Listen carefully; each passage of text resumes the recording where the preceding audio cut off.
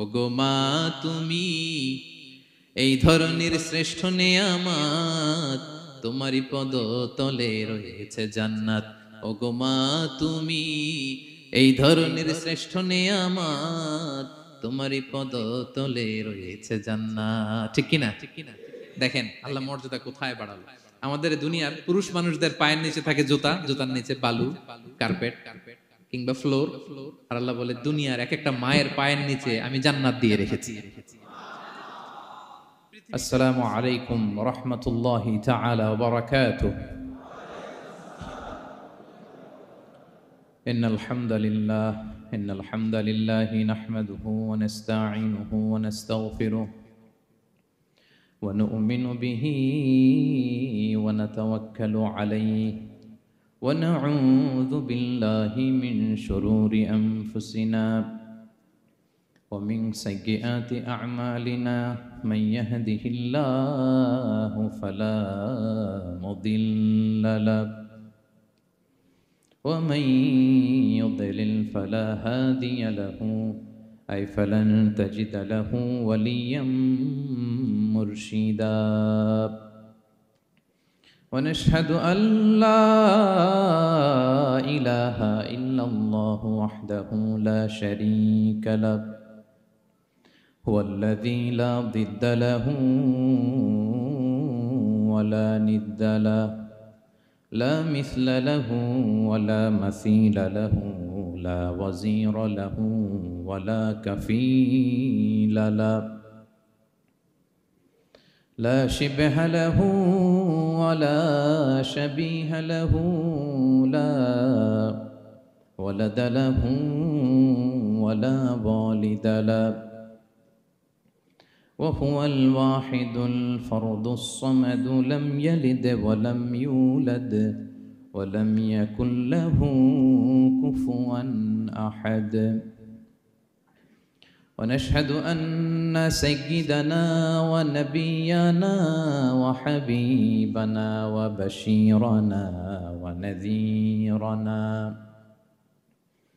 وطبيبنا وطبيب قلوبنا وحبيبنا وحبيب ربنا محمدا عبد الله ورسوله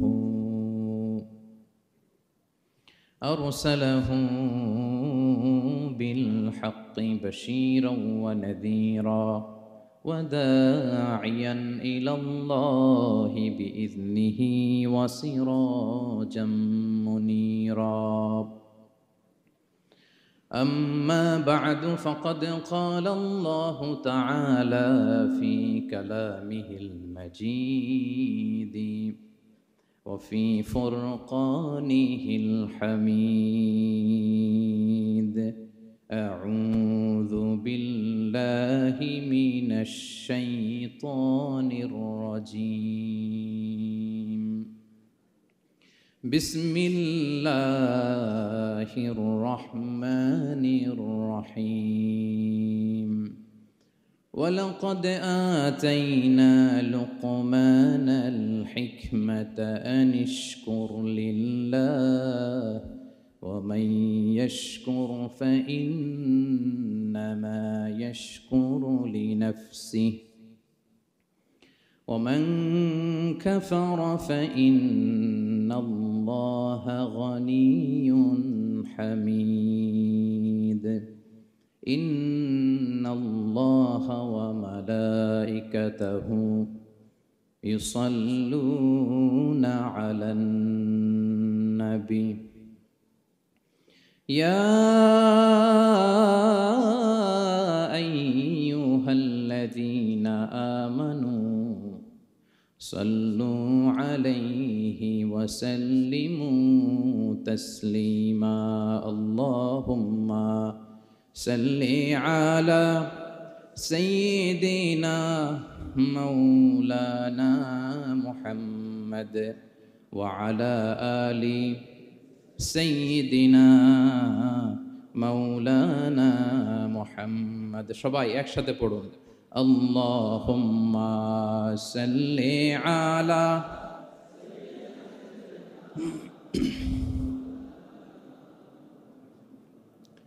وعلى آل سيدنا মৌলানা মুহাম্মদ মুনামার কাদেরে দিলামার কাদেরে যেতে সোনার মদিনায়। পড়েন সবাই। মুনামার কাদেরে দিলামার কাদেরে যেতে সোনার মদিনায়।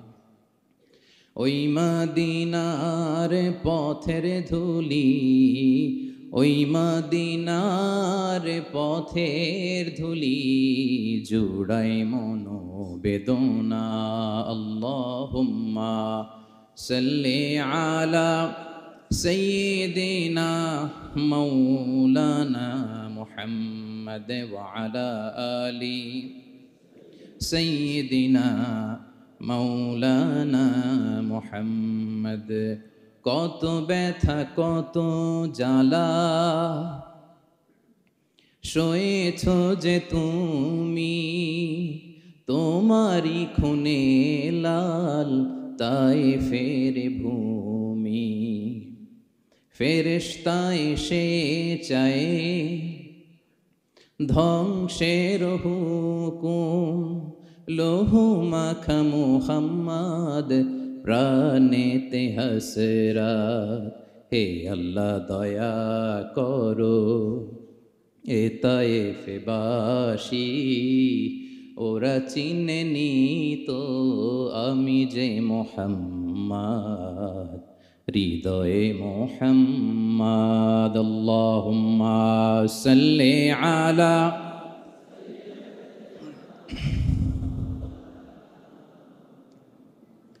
وعلى آل سيدنا مولانا محمد. اللهم صل على محمد وعلى آل محمد كما صليت على إبراهيم وعلى آل إبراهيم إنك حميد مجيد.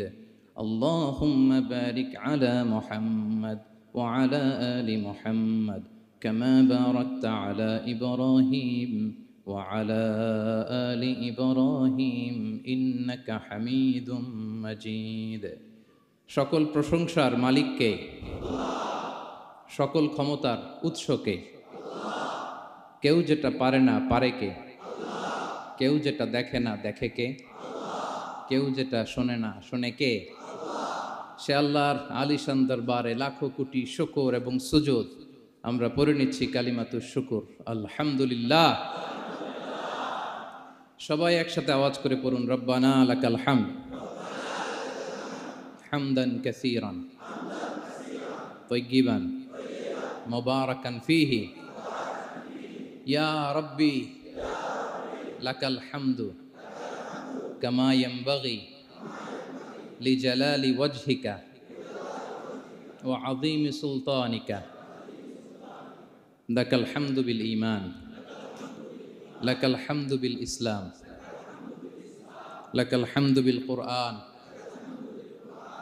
আল্লাহ রাব্বুল ইজ্জা ওয়াল জালালের দরবারে শুকরিয়া জ্ঞাপনের পাশাপাশি আমি আজকের প্রোগ্রামের যারা organising committee, Bangladeshi Muslim community, মালয়েশিয়ার উদ্যোগে আজকের যেই গ্র্যান্ড সেন্ট্রো বলরুম ক্লাংয়ের এই এরিয়াতে তাফসির মাহফিল 2023 এই যে চমৎকার তাফসিরের হালাকা বা মজলিসের আয়োজন করা হয়েছে, আমি আমার অন্তরের অন্তঃস্থল থেকে বাংলাদেশি মুসলিম কমিউনিটিকে ধন্যবাদ জানাতে চাই।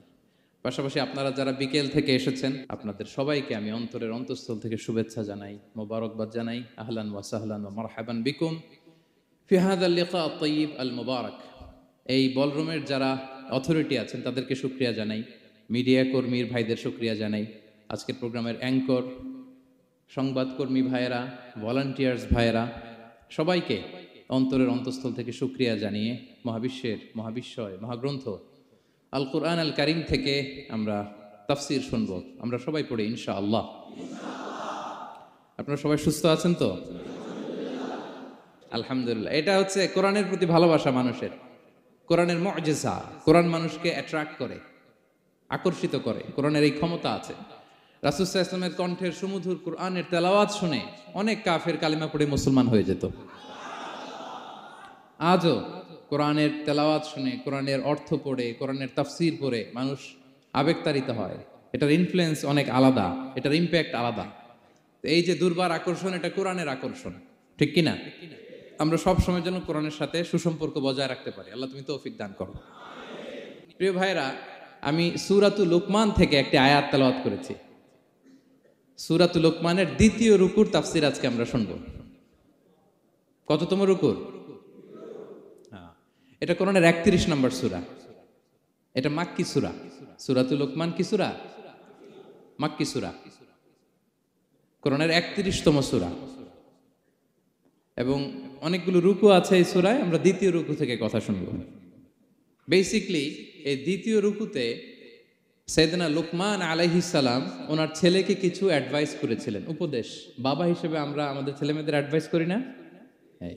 তো উনি ওনার সন্তানকে অ্যাডভাইস করেছিলেন। আর এই অ্যাডভাইসগুলো আল্লাহ তাআলার এত ভালো লেগেছে যে আল্লাহ তাআলা কোরআনের মধ্যে সরাসরি তুলে ধরেছেন।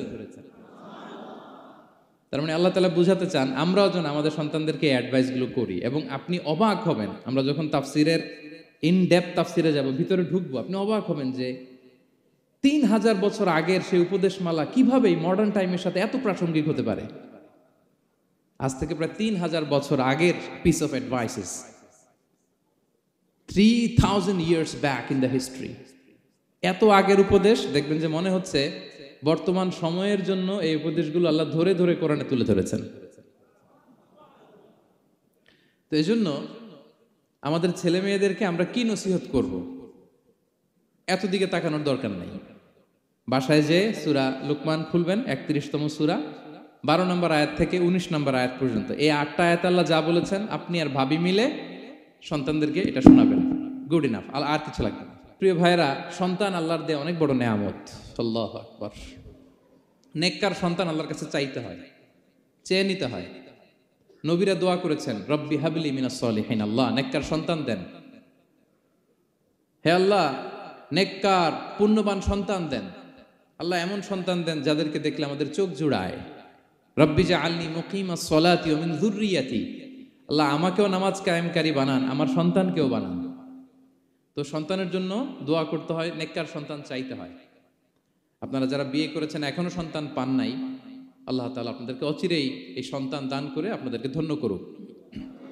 যারা এখনো বিয়ে করেননি, বিয়ের পরে আল্লাহ তাআলা আপনাদেরকে সন্তান দান করুক। এটা অনেক বড় নেয়ামা, এটা অনেক বড় নেয়ামা, এটা আল্লাহর কাছে চাইতে হয়। তো এই আলোচনাটা সবার সাথে প্রাসঙ্গিক। যারা বাবা, তাদের তো লাগবে ইনস্ট্যান্ট, আজকে রাত্রে যেই শোনাইতে পারবেন। যারা বাবা হতে যাচ্ছেন তারাও আগে থেকে জেনে রাখলেন, ওয়েল প্রিপেয়ার্ড। আর যারা এখনো বিয়েই করেন নাই, প্ল্যান করে রাখেন যে এইটা আমি আমার ওয়াইফের সাথে প্ল্যান করে এই নাসিহাগুলো আমার সন্তানদেরকে আমরা শোনাবো। সবাই পড়ুন ইনশাআল্লাহ। এবার প্রশ্ন করি, উত্তর দেন। সূরাটার নাম কি? মাক্কি না মাদানী? কত নম্বর সূরা কোরআনের? 31 নম্বর সূরা। আচ্ছা প্রিয় ভাইয়েরা, কালামুল্লাহ মাজিদে কুরআন আল কারিমে আল্লাহ তাআলা মানুষের নামে মোট 8টি সূরা দিয়েছেন। মানুষের নামে কয়টি? এর মধ্যে 6টি সূরা 6 জন নবীর নামে। 6টি সূরা 6 জন। সূরা হুদ, সূরা ইউসুফ, সূরা ইউনুস, সূরা মুহাম্মদ, সূরা নূহ, সূরা ইব্রাহিম। এই 6 জন নবীর নামে 6টা সূরা। আর মানুষের নামে মোট 8টা, নবীর নামে গেল 6টা, আর রইল কয়টা? 2টা। আল্লাহর প্রিয় ভাজন একজন বান্দা এবং একজন বান্দি নামে আল্লাহ আরো 2টা সূরা দিলেন। আল্লাহর প্রিয় বান্দি মারিয়াম আলাইহিস সালাম, ঈসা আলাইহিস সালামের মা, ওনার নামে একটা সূরা আছে না? কি নাম? সূরা মারিয়াম। আর আরেকটা হচ্ছে এই যে সূরা লোকমান, উনি কিন্তু নবী না। তাহলে আবার বলি, মানুষের নামে আল্লাহ তাআলা কোরআনে কয়টা সূরা দিয়েছেন? 8টি। এর মধ্যে 6টা দিয়েছেন 6 জন নবীর নামে, আর বাকি 2টা আল্লাহর 2জন প্রিয় বান্দা বান্দির নামে। একটা সূরা মারিয়াম আর একটা সূরাতু লোকমান। তো আমরা শুরুতেই জানবো যে এই লোকমান কে ছিলেন তিনি। লোকমান আলাইহিস সালাম আল্লাহর প্রিয় ভাজন একজন ব্যক্তি ছিলেন, খুব বিজ্ঞ একজন মানুষ ছিলেন, খুব জ্ঞানী প্রাজ্ঞ একজন ব্যক্তিত্ব ছিলেন। দেখতে উনি কালো ছিলেন, কুৎসিত। চামড়াটা কি ছিল? কালো, ব্ল্যাক। তার মানে ব্ল্যাক হইলেই কাউকে ছোট করা যাবে না। কাজী নজরুল বড় সুন্দর লিখেছেন, কালো আর ধলো বাহিরে কেবল, ভিতরে সবাই সমান রাঙ্গা, কেটে দিলে রক্তের রং। যে কালো রঙের তার রক্ত, যে ধবধবে সাদা তার রক্ত লাল। তাহলে ব্ল্যাক হইলেই কাউকে ছোট করা চলবে না। সাইয়েদনা লুকমান আল হাকিম কুৎসিত বর্ণের একজন মানুষ ছিলেন, খাটো একজন মানুষ ছিলেন। কোথায় থাকতেন? মিশর, সুদান, ইথিওপিয়া, যেটা আগের নাম ছিল হাবাসা, এই রিজিয়নে। কেউ কেউ বলেছেন মিশরের কোন একটা এলাকায়, কেউ সুদান, কেউ ইথিওপিয়া। তো রিজিয়নটা কাছাকাছি। কি করতেন? কোন কোন মুফাসসির বলেন তিনি দর্জি ছিলেন, দর্জি। কেউ কেউ বলেন তিনি ছিলেন কানা নাজ্জারান, নাজ্জার মানে কাঠমিস্ত্রি ছিলেন। আবার কোন কোন মুফাসসির বলেন তিনি ছিলেন রাইল গানাম, মেষ পালক। বেশিরভাগ তাফসিরে এসেছে তিনি মেষ পালক ছিলেন, ছাগল চড়াতেন, যেটা নবীদের পেশা ছিল, দায়িত্ব ছিল। ওনারা ছাগল চড়াতেন শুরুর দিকে। তো লোকমান হাকিম তিনিও ছাগল চড়াতেন এবং তিনি দাস ছিলেন, মুক্ত জীবন তার ছিল না। তিনি একজন মনিবের আন্ডারে তার ছাগলগুলো মরুভূমিতে যেয়ে কি করতেন? চড়াতেন। মজার ব্যাপার হচ্ছে, সারা দুপুর, সারা বিকেল, সারা দিন ছাগল চড়িয়ে আসার পরে লোকমান যখন বাসায় ফিরে আসতো, তখন এলাকার লোকজন সবাই লোকমানের কাছে জড়ো হতো, আর উনি তাদেরকে তার প্রজ্ঞা, তার বিজ্ঞচিত কথাগুলো শেয়ার করতেন, শোনাতেন, এগুলো বলতেন। তো এগুলো দেখে লোকমানের মালিক অবাক, কিরে আমার কাছে এলাকার কেউ আসে না, কিন্তু আমার দাস দেখতে কুৎসিত কালো, এই লোকমানের কাছে সবাই এসে ঘিরে থাকে, কি ওর কাছে কি পায়, কি আছে ওর কাছে? তো শ্রোতাদের কয়েকজনকে ডেকে বলল, ঘটনা কি? তোমরা সবাই লোকমান সন্ধ্যাবেলায় ফিরে আসলে তার পাশে জড়ো হও কেন, কি পাও?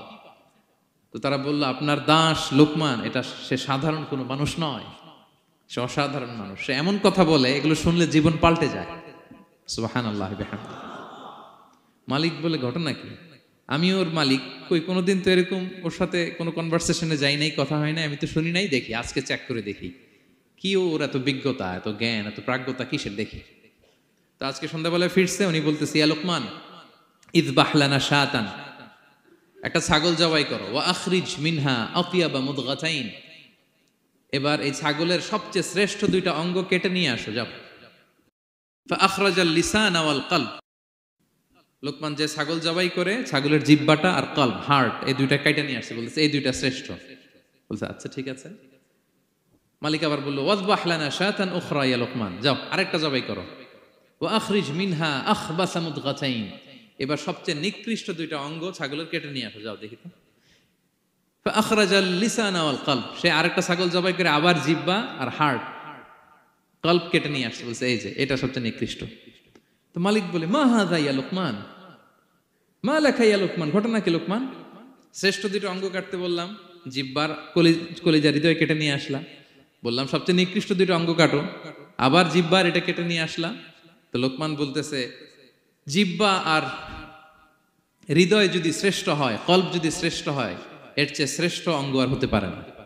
আর জিহ্বা আর কলব যদি খারাপ হয়, মানুষের মুখ আর হৃদয় যদি খারাপ হয়, এর চেয়ে নিকৃষ্ট অঙ্গ আর হতে পারে না। সে তো অবাক, তাই তো?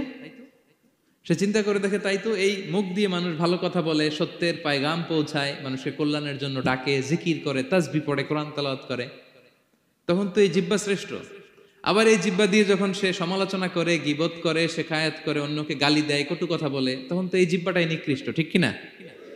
আবার এই হৃদয় দিয়ে, এখানে সিনায় যখন আল্লাহর জিকির বসায়, এই হৃদয় দিয়ে মানুষের কল্যাণের কথা চিন্তা করে, সত্যের কথা চিন্তা করে, তখন তো এটা সবচেয়ে ভালো। আবার এই হৃদয়ে যদি অন্যের ব্যাপারে হিংসা পুষে রাখে, এই হৃদয়ে যদি সে নিজের ব্যাপারে হাই স্টিম, অহংকার পুষে রাখে, তাইলে হৃদয়ের চেয়ে খারাপ অঙ্গার হতে পারে? মালিক অবাক হয়ে গেল, বলতেছে, তাই তো লোকমান, আসলেই তুমি অনেক প্রাজ্ঞ, অনেক বিজ্ঞ, যাও, তোমাকে আমি আর এই বন্দিত্বের মধ্যে আটকে রাখতে চাই না, তোমাকে আমি এই ভালো কথাগুলো গণমানুষের কাছে পৌঁছে দেওয়ার জন্য আজ থেকে তোমাকে লোকমান আমি আজাদ করে দিলাম। মুক্ত জীবন পেয়ে মুক্ত বিহঙ্গের মতো তিনি উড়ে বেড়াতে লাগলেন, আর মানুষের কাছে তার এই প্রাজ্ঞ বিজ্ঞচিত কথাগুলো তিনি ছড়াতে লাগলেন। তো তিনি তার সন্তানকে ডেকে বলেছিলেন, কিছু উপদেশ দিয়েছিলেন ডেকে, যে বাবা এটা করো, এটা করো, এটা করো, এটা করো না। এই তার সন্তানকে এই উপদেশগুলো তিনি যে দিলেন আল্লাহ তাআলার কাছে এত ভালো লেগেছে, এতই চমৎকার এবং পারফেক্ট মনে হয়েছে, আল্লাহ তাআলা কিয়ামত পর্যন্ত গোটা বিশ্বের সব বাবারা মায়েরা যেন তাদের সন্তানদেরকে এই উপদেশ দিতে পারে, হুবহু লিটারালি ওই কথাগুলো আল্লাহ তাআলা কোরআনের মধ্যে তুলে দিয়েছেন। আজকের সূরা লোকমানের দ্বিতীয় রুকুতে মূলত এই তাফসীরটাই আপনাদেরকে শোনাবো। তো কোন প্লট, কোন স্লট আজকে আলোচনা হবে সবার কাছে ক্লিয়ার? হ্যাঁ, আগ্রহ জাগছে, জানার ব্যাপারে আগ্রহ জাগছে? আচ্ছা, আসুন আমরা মহাবিশ্বের মহাগ্রন্থ আল কোরআন আল কারীম থেকে সরাসরি আলোচনা শুরু করি। আমরা আউযু বিল্লাহ দিয়ে শুরু করি, সবাই পড়ুন আউযু বিল্লাহি মিনাশ শাইতানির রাজীম। বিসমিল্লাহির রহমানির রহিম। ولقد آتينا لقمان الحكمة أن اشكر لله ومن يشكر فإنما يشكر لنفسه ومن كفر فإن الله غني حميد। سبحان الله পড়েন। আল্লাহ তাআলা বলছেন ওয়ালাকাদ আতাইনা লুকমানাল হিকমা, আমি লোকমানকে হিকমত দিয়েছি, প্রজ্ঞা দিয়েছি, আর বলেছি আনিশকুর লিল্লাহ, লোকমান আল্লাহ শুকরিয়া করো। ওমান ইয়াশকুর ফাইন্নামা ইয়াশকুরু লিনাফসি, যে আল্লাহ শুকরিয়া করে সে তার নিজের জন্যই করে, এটা নিজের জন্যই ভালো।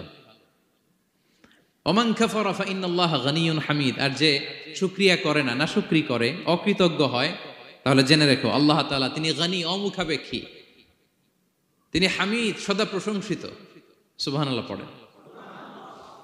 তাহলে আল্লাহ তাআলা বললেন আমি লোকমানকে প্রজ্ঞা দিয়েছি, হিকমত দিয়েছি। হিকমত, হিকমত শব্দের সাথে আপনারা পরিচিত আছেন না? আমি লোকমানকে হিকমত দিয়েছি, এটা অনেক দামি জিনিস, সবার থাকে না। হিকমত জিনিসটা কি? না, জ্ঞান হচ্ছে নলেজ, আর হিকমা হচ্ছে বাংলায় বলে প্রজ্ঞা, হ্যাঁ, ইংরেজিতে বলে উইজডম। দেখি কেউ বলতে পারে কিনা, একজন আমাকে শোনান দেখি হিকমতটা কি, দেখি কেউ কিছু বলতে পারেন কিনা।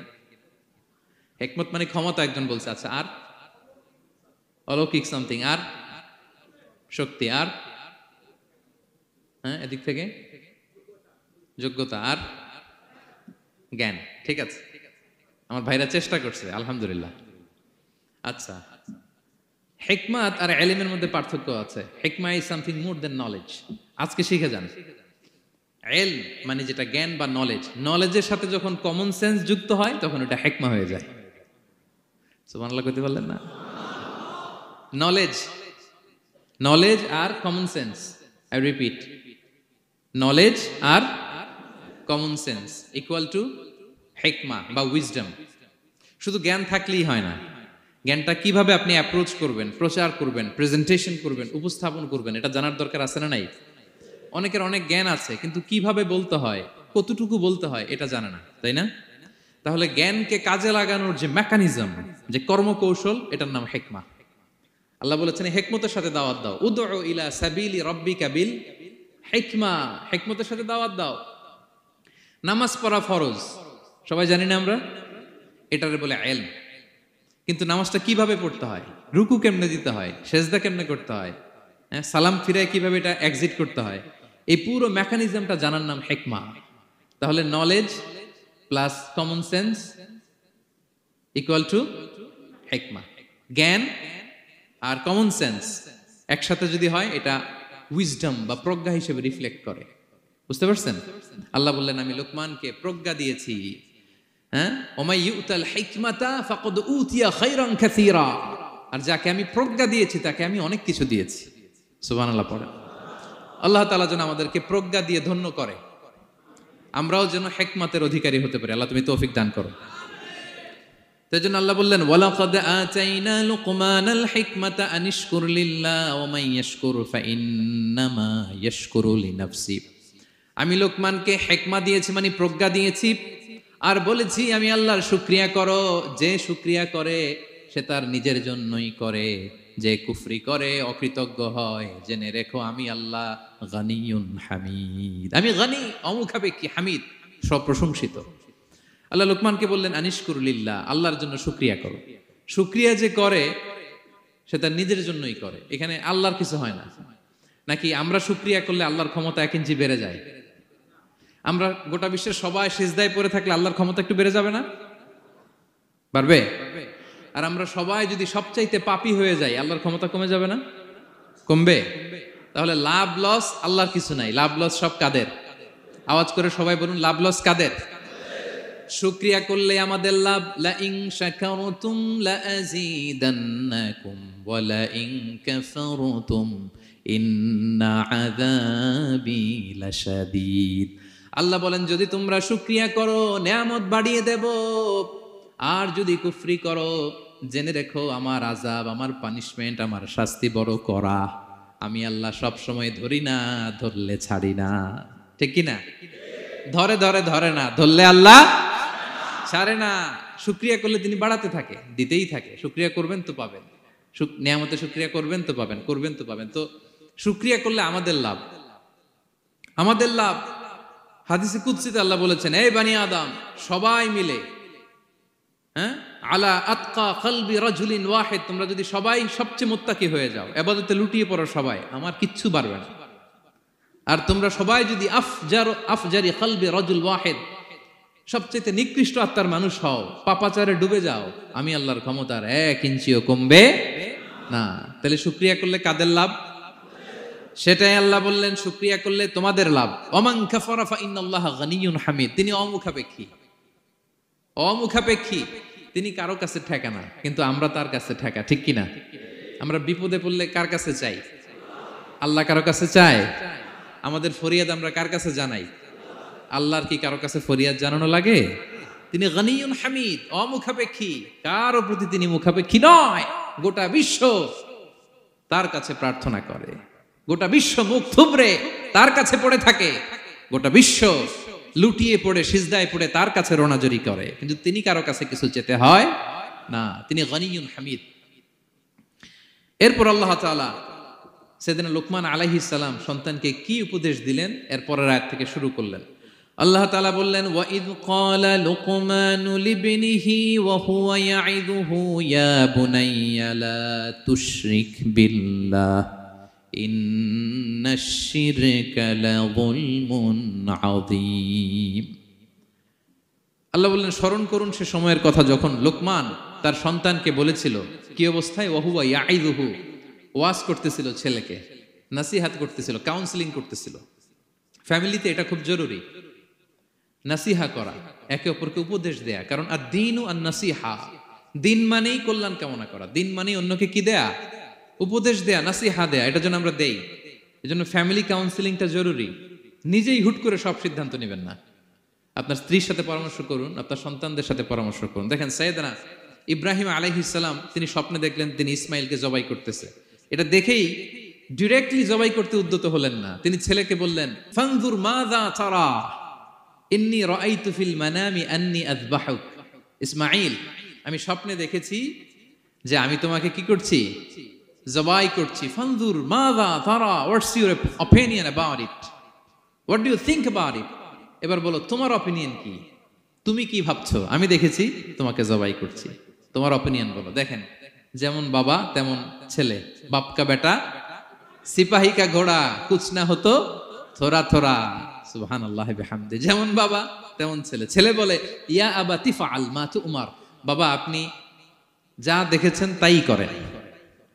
সাতাজিদুনি ইনশাআল্লাহু মিনাস সাবিরিন, আপনি অচিরে আমাকে ধৈর্যশীলদের অন্তর্ভুক্ত পাবেন। আল্লাহু আকবার।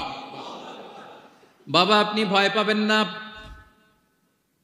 বিচলিত হবেন না, আমার কারণে আপনি আল্লাহর কাছে লজ্জিত হবেন না। আপনি যেমনটি দেখেছেন তেমনটি করুন, ভয় পাবেন না, অচিরেই আপনি আমাকে ধৈর্যশীলদের অন্তর্ভুক্ত পাবেন।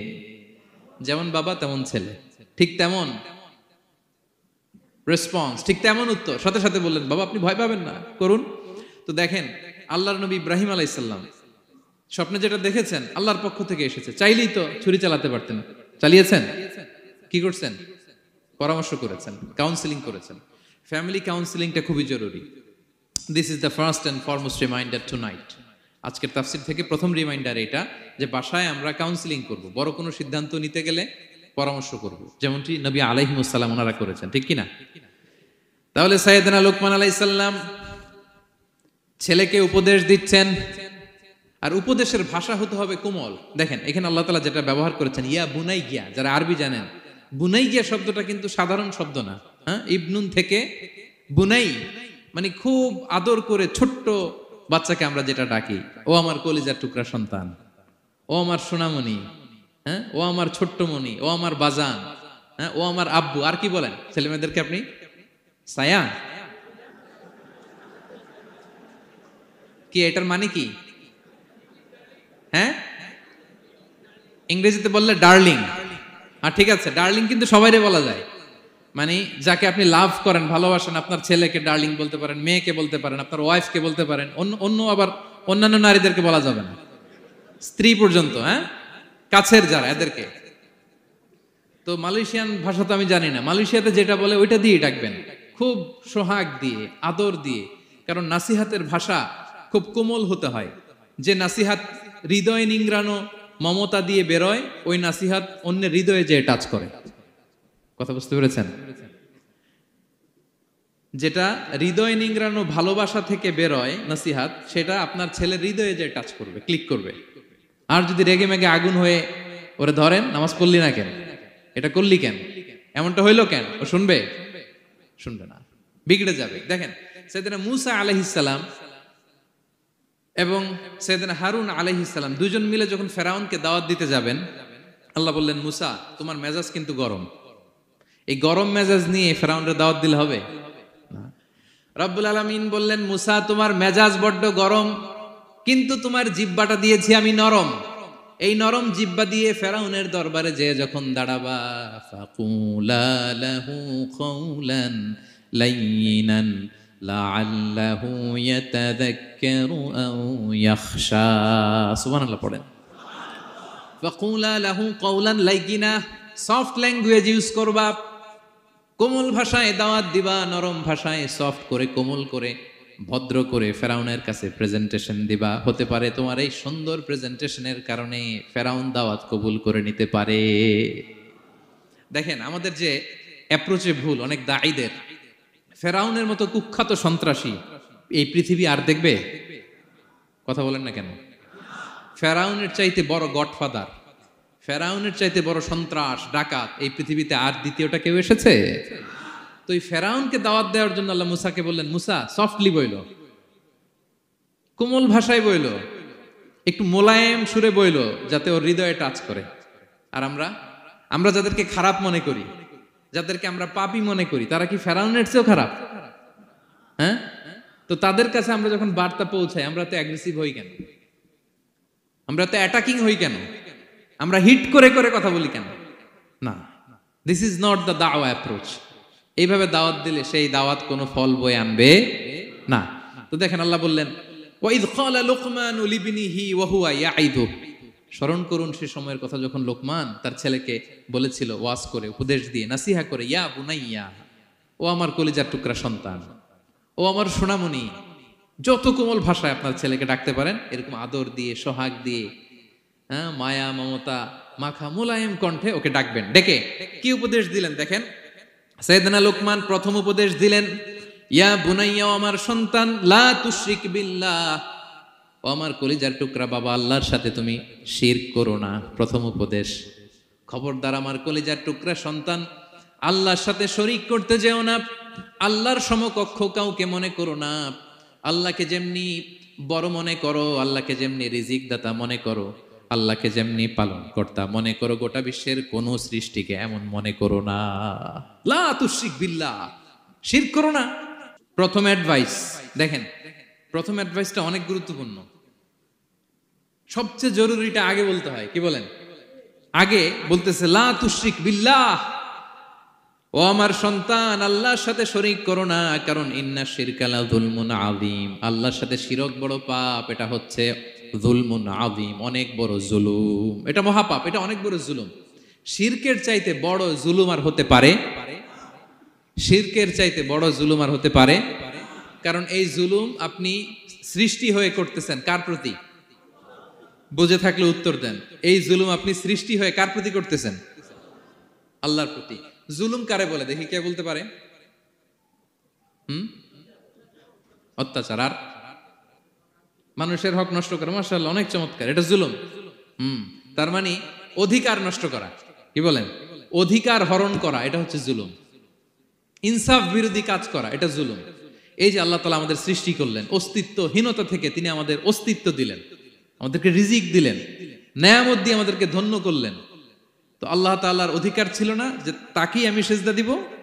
এটা তার অধিকার। এটা কার রাইট?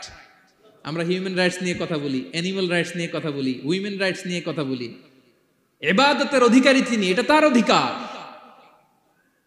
তার জন্য আমরা সিজদায় লুটিয়ে পড়বো। তো এই সিজদা আপনি ওদিকে না দিয়ে যদি মাজারে দেন, আল্লাহর অধিকার নষ্ট করছেন না? কথা বলেন, এটা ইনসাফ হইছে? যিনি রিজিক দিল, যিনি সৃষ্টি করলো, যিনি নিয়ামত দিল, তার ইবাদত না করে আপনার মতো আরেকটা সৃষ্টির সামনে আপনি এরকম নমস্ত নমস্ত গান, এটা তার অধিকার হরণ হয়েছে না? এটা ইনসাফ বিরোধী হয়েছে না? এজন্য আল্লাহ বলেছেন ইন্না শিরকালা যুলমুন আযীম। শিরকে সবচেয়ে বড় জুলুম বলার কারণ কি? কারণ আপনি সৃষ্টি হয়ে স্রষ্টার উপর জুলুম করেছেন। এর চেয়ে বড় জুলুম আর হতে পারে? এজন্য সাইয়েদনা লুকমান আলাইহিস সালাম বললেন, ইয়া বুনাইয়া লা তুশরিক বিল্লাহ, ও আমার কলিজার টুকরা সন্তান, খবরদার খবরদার, কশিন কালেও আল্লাহর সাথে শিরক করবে না। কারণ শিরক হলো সবচাইতে বড় জুলুম, সবচেয়ে বড় পাপ, সব পাপের বাপ। এর নাম হচ্ছে শিরক। এর চেয়ে বড় পাপ হতে পারে? পাপের জগতে যদি র্যাঙ্কিং করেন, নাম্বার 1 সবাই নাম্বার 1। আল্লাহ সব মাফ করে দেয়, সব গুনাহ তিনি ক্ষমা করে দেয়, সব পাপকে তিনি চাইলেই মোচন করে দিতে পারেন, শুধুমাত্র কেবলমাত্র শিরকের গুনাহ ছাড়া। ঠিক কিনা? ইন্নাল্লাহা লা ইয়াগফিরু আন ইউশরাকা বিহি ওয়া ইয়াগফিরু মা দুনা যালিকা লিমান ইয়াশা। আল্লাহ তাআলা চাইলে সব গুনাহ তোমার ক্ষমা করে দিতে পারেন, কেবলমাত্র শিরকের গুনাহ ছাড়া। এটা ক্ষমা করে না, কারণ এইটা আল্লাহকে অপমান করার শামিল। ঠিক কিনা? আল্লাহর উদাহরণ বাদ দেই, আপনার বস যে আপনাকে খুব ভালোবাসে, যে আপনাকে স্যালারির বাইরেও আরো অনেক কন্ট্রিবিউশন করে, টাকা দেয়, আদর করে, এই সুবিধা দেয়, ওই সুবিধা দেয়, আপনি উনারে শ্রদ্ধা না দেখাইয়া এই শ্রদ্ধা আপনি অন্যদের দেখান, কিন্তু উনারে শ্রদ্ধা করেন না, উনি এটা মেনে নিবে? কথা বলেন। যে আল্লাহ আপনার জীবন দিলেন, রিজিক দিলেন, সব দিলেন, গোটা জগৎটাই তো তার, সব দেওয়ার পরেও সিজদা যে আপনি কোথায় দেন? হ্যাঁ, মাজারে, দরগায়, বাবার কাছে। এরকম আছে না নাই? হ্যাঁ, আমাদের এখানে কেউ নাই। হ্যাঁ, দেশে গেলে এরকম মাজারে যে মানত টানত করেন নাকি? হ্যাঁ, মানত করেন? মাজারে সেজদা দেওয়া যাবে? চাইতে হবে একটা সত্তার কাছে। চিল্লায় বলুন তো তিনি কে? এজন্য বিশ্বনবী বলেন, ইযা সাআলতা ফাসআলিল্লাহ, চাইলে আল্লাহর কাছে চাও। ওয়া ইযা ইসতাআনতা ফাসতাইন বিল্লাহ, সাহায্য যদি চেতে হয় একজনের কাছে চাইবা। চিল্লায় বলেন তিনি কে? নাকি বাবার কাছে? হ্যাঁ, দয়াল বাবা রে দয়া করো আমারে। আপনার বাবার যখন ডায়রিয়া হয় উনি চায় কার কাছে? আপনার বাবা যখন বিপদে পড়ে কাঁদে কার কাছে? এই জন্য আমরা চাবো কার কাছে? দয়ালা আল্লাহ রে দয়া করো আমারে, এটা বলতে হবে। ঠিক কিনা? বলেন সবাই, দয়ালা আল্লাহ রে দয়া করো আমারে। এজন্য এই জিনিসটা সাইয়েদনা লুকমান আলাইহিস সালাম প্রথমে ফোকাস করলেন, বললেন লা তুশরিক বিল্লাহ, ও আমার কলিজার টুকরা সন্তান, আল্লাহর সাথে শিরক করো না, খবরদার আল্লাহর সাথে কাউকে সমকক্ষ মনে করবা না। কারণ ইন্না শিরকা লা যুলমুন আযীম, শিরিক হলো সবচাইতে বড় পাপ, মহা জুলুম। এই জুলুম আল্লাহর প্রতি করা হয়। তাহলে প্রথম উপদেশটা বুঝতে পারছেন আমার প্রিয় ভাইরা? আল্লাহর সাথে শিরক করা চলবে না। চাইবো কার কাছে? সন্তান হয় না, কই চাবেন? নাকি মাজারে? মাজারে চাওয়া যাবে? বাবার কাছে চাওয়া যাবে? ছেলে সন্তান দেয় কে? মেয়ে দেয় কে? ছেলে মেয়ে দুটোই দেয় কে? ছেলেও দেয় না, আবার মেয়েও দেয় না। চিৎকার করে বলেন তো তিনি কে? আমরা তার কাছে চাইব। সব পরিস্থিতিতে আমরা একজনের কাছে চাইব। তিনি কে? আবার রব্বুল আলামিন বিশ্বনবীকে জানিয়ে দিলেন, ও নবী শোনো শোনো, তোমার আগে সব নবীকে আমি জানিয়ে দিয়েছি, লা ইন আশরাকতা লা ইয়াহবাতান্না আমালুকা ওয়া লা তাকুনান্না মিনাল খাসিরিন। তুমি যদি আল্লাহর সাথে কাউকে শিরক করে ফেলো, তোমার সব আমলগুলো বাতিল হয়ে যাবে, কিয়ামতের ময়দানে তুমি হবা খাসিরিন, ক্ষতিগ্রস্ত, কিছুই থাকবে না। কিয়ামতের ময়দানে তুমি হবা হাই হাই কোম্পানির ম্যানেজার। যদি শিরক করো তোমার আমল বাতিল, খবরদার, কিয়ামতের দিন তুমি হাই হাই করবে, অভাগা দুর্ভাগা হয়ে উঠবে। এজন্য শিরককেও আমরা না বলে দিব। শিরকের সাথে আমাদের কোনো সম্পর্ক আছে? জোরে বলেন। গুরুত্বপূর্ণ পয়েন্ট, এজন্য ছেলেকে আগে বললো, বাবা খবরদার শিরক করো না।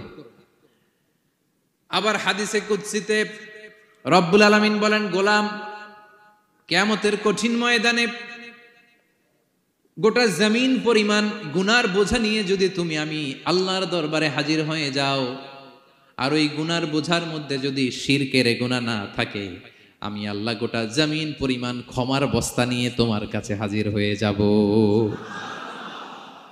কথাটার ওজন দেখছেন? জমিন পরিমাণ গুনাহ নিয়ে আসছো আমার কাছে কিয়ামতের দিন। ওই গুনার মধ্যে অনেক ধরনের গুনাহ, নামাজ পড়ো নাই, রোজা রাখো নাই, এই করছো সেই করছো, কিন্তু এই গুনার বিশাল পৃথিবী পরিমাণ গুনার বোঝার মধ্যে শিরকের গুনাহ নাই। তাহলে আমি আল্লাহ এই দুনিয়া পরিমাণ ক্ষমার বোঝা নিয়ে তোমার কাছে চলে আসবো। শিরক করা যাবে? তাহলে প্রথম উপদেশ দিলেন, হে আমার কলিজার টুকরা সন্তান, শিরক করো না, শিরক করো না। আমার ভাইয়েরা, আমার কলিজার টুকরা ক্লাঙের ভাইয়েরা, সন্তানদেরকে এই শিরকের ব্যাপারে, শিরকের ভয়াবহতার ব্যাপারে আপনাকে জানাতে হবে। It's your duty. আপনি শুধু বাবা হইলেই চলবে না, আপনার ছেলে মেয়ে কোন পথে চলবে এটা আপনাকে ঠিক করে দিতে হবে। ওরা এখন ছোট, ছোট থেকে যদি এই তাকওয়ার সফটওয়্যারকে ইনস্টল করে দেন, ওই সফটওয়্যার দিয়ে তার জীবন চলবে, ঠিক কিনা?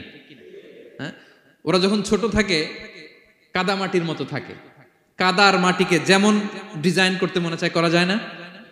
একই কাদা মাটি দিয়ে বল বানানো যায়, ঘর বানানো যায়, পুতুল বানানো যায়, ওই এটা বানানো যায়, অনেক কিছু বানানো যায়। কিন্তু এটা যখন শুকিয়ে শক্ত হয়ে যায়, আর কিছু করা যায়? হ্যাঁ, আমাদের আঞ্চলিক ভাষায় বলে কাঁচা না নোয়ালে বাঁশ, পাকলে করে। ছোটবেলা থেকেই now this is the high time, ওদেরকে এডুকেট করার এখন মোক্ষম সময়। এটা আপনার রেসপন্সিবিলিটি, বাবা হিসেবে করতেই হবে। নতুন প্রজন্মকে আমাদের বাঁচাতেই হবে, ঠিক কিনা? মানুষের পেট থেকে বেরোলেই কেউ মানুষ হয় না। গরুর পেট থেকে যেটা বেরোয় এটা গরু, ছাগলের পেট থেকে বেরোলেই ছাগল হয়ে যায়, হাতির পেট থেকে বেরোলেই হাতি হয়ে যায়। কিন্তু মানুষের পেট থেকে একটা কিছু বেরোলেই ওটা মানুষ হয়, ওটার মানুষ বানাতে হয়। কি করতে হয়? মানুষ বানাতে হয়। গরুকে কেউ কোনোদিন বলে না তুই গরুর মতন গরু হ। ছাগলরে কেউ কোনোদিন কইছে যে তুই ছাগলের মতো ছাগল হ। কিন্তু এই মানুষকেই বলা হয় তুমি মানুষের মতো মানুষ হও, মানুষের মতো মানুষ হও। মানুষের মতো মানুষের বড্ড অভাব, ঠিক কিনা? তো আমাদের ছেলেমেয়েরা মানুষের মতো মানুষ হোক, আমরা চাই কি চাই না? এই উপদেশগুলো আমাদের দিতে হবে, ওদেরকে জানাতে হবে। ছোট্ট মানুষ অনেক কিছুই বুঝে না, ওদেরকে কোনটা সত্যবাদিতা, কোনটা ন্যায়পরায়ণতা, কোনটা আমানতদারিতা, কোনটা চুরি ধরে ধরে বোঝাতে হয়। আমাদের ছোট্ট সোনামণিরা দেখবেন ছোটবেলায় ওই ছোট অবস্থায় যারা থাকে, ছোট স্কুলে যায়, স্কুলে যে আরেকজনের পেন্সিল ব্যাগে করে নিয়ে আসে দেখবেন। মানে ওরে দিচ্ছেন আপনি ব্লু কালারের, ওর এটা ভালো লাগে নাই, ওর ভালো লাগছে পিঙ্ক কালারের একটা, তো আরেকজনের পিঙ্ক কালারের পেন্সিল ব্যাগে করে নিয়ে আসছে, রাবার নিয়ে আসছে। ও খারাপ মনে আনে নাই, কারণ ও জানে না, ও ভাবছে যেটা সুন্দর লাগে ওইটাই মনে হয় আমার। কিন্তু অন্যের জিনিস যে না বলে নিয়ে আসলে এটারে চুরি বলে, ও এটা জানেই না। তো এগুলো ওদেরকে জানানোর, শিখানোর দরকার আছে না নাই? দায়িত্বটা কার? বাবা মায়ের। আমার প্রিয় ভাইয়েরা, সন্তানদেরকে যেন আমরা গাইড করি, ইনস্ট্রাক্ট করি, আমরা যেন ওদেরকে শিখাই কোনটা সত্য কোনটা মিথ্যা। এখন তো এই যে সোশ্যাল মিডিয়ার যুগ, এটা ছাড়া খেতেই চায় না, তাই না? ঘুমাতেই চায় না। সে কি দেখে এটা আপনার জানতে হবে। সে কোথায় যায়, সে কার সাথে মেশে, সে কোন সাইটগুলো ব্রাউজ করে, এটা বাবা হিসেবে জানার দরকার আছে না নাই? প্যারেন্টিং কন্ট্রোলের একটা ব্যবস্থাপনা আছে, আপনি কন্ট্রোল করে দিতে পারবেন। আপনি সাইন করে দিবেন ইউটিউবে আপনার জিমেল দিয়ে, ও কি দেখে আপনি সব চেক করতে পারবেন হিস্ট্রিতে। যুগ যেমন, ওই যুগের মেডিসিনও তেমন। ওইভাবে আপনাকে নিয়ন্ত্রণ করতে হবে, কারণ এই যুগে আমাদের তরুণ শিশু কিশোররা এত এত চ্যালেঞ্জের সম্মুখীন হচ্ছে যেটা আগে কখনো হয় নাই। The world is changing so fast, it's very difficult to handle our teenagers. ওদের প্রশ্ন শুনলে আপনি অবাক হয়ে যাবেন। আমি উত্তর দিতে পারি না মাঝে মাঝে। আমার ছোট মেয়ের অনেক প্রশ্নের উত্তর দিতে পারি না, মানে পারি, ও মানতে চায় না, আর্গুও করে, এমন এমন কথা বলে যেগুলো আমরা 10-15 বছর বয়সেও শিখি নাই। আজকে 5-6 বছরের ছোট বাচ্চা, ছেলে মেয়ে আপনাকে এমন প্রশ্ন করবে আপনি অবাক হয়ে যাবেন। এই জন্য ছোটবেলা থেকেই ওদের মন মস্তিষ্কের ভেতরে এই ইসলামের শিক্ষাটা ঢুকাই দিতে হবে। আমার ভাইয়েরা, ইসলাম সেটাই চায়। যে এই মাত্র জন্মগ্রহণ করছে যে বাচ্চাটা, নবজাতক, নিউ বর্ন বেবি, ওর আমল নামা শুরু হয়েছে? সবাই বলেন, এই মাত্র ভূমিষ্ঠ একটা বাচ্চার আমল নামা শুরু হয়েছে? তারপরে ইসলাম বলে ওর কানের সামনে আল্লাহু আকবার বলে আল্লাহর নামটা ঢুকিয়ে দাও। এখনো আমল নামা শুরু হয় নাই, এখনো ভালো খারাপের কিছুই হয় নাই, তারপরও আল্লাহ বলে দুনিয়াতে আসার সাথে সাথে আজান দিয়ে ইসলামের কথাটা কানের ভেতরে ঢুকায়া দাও।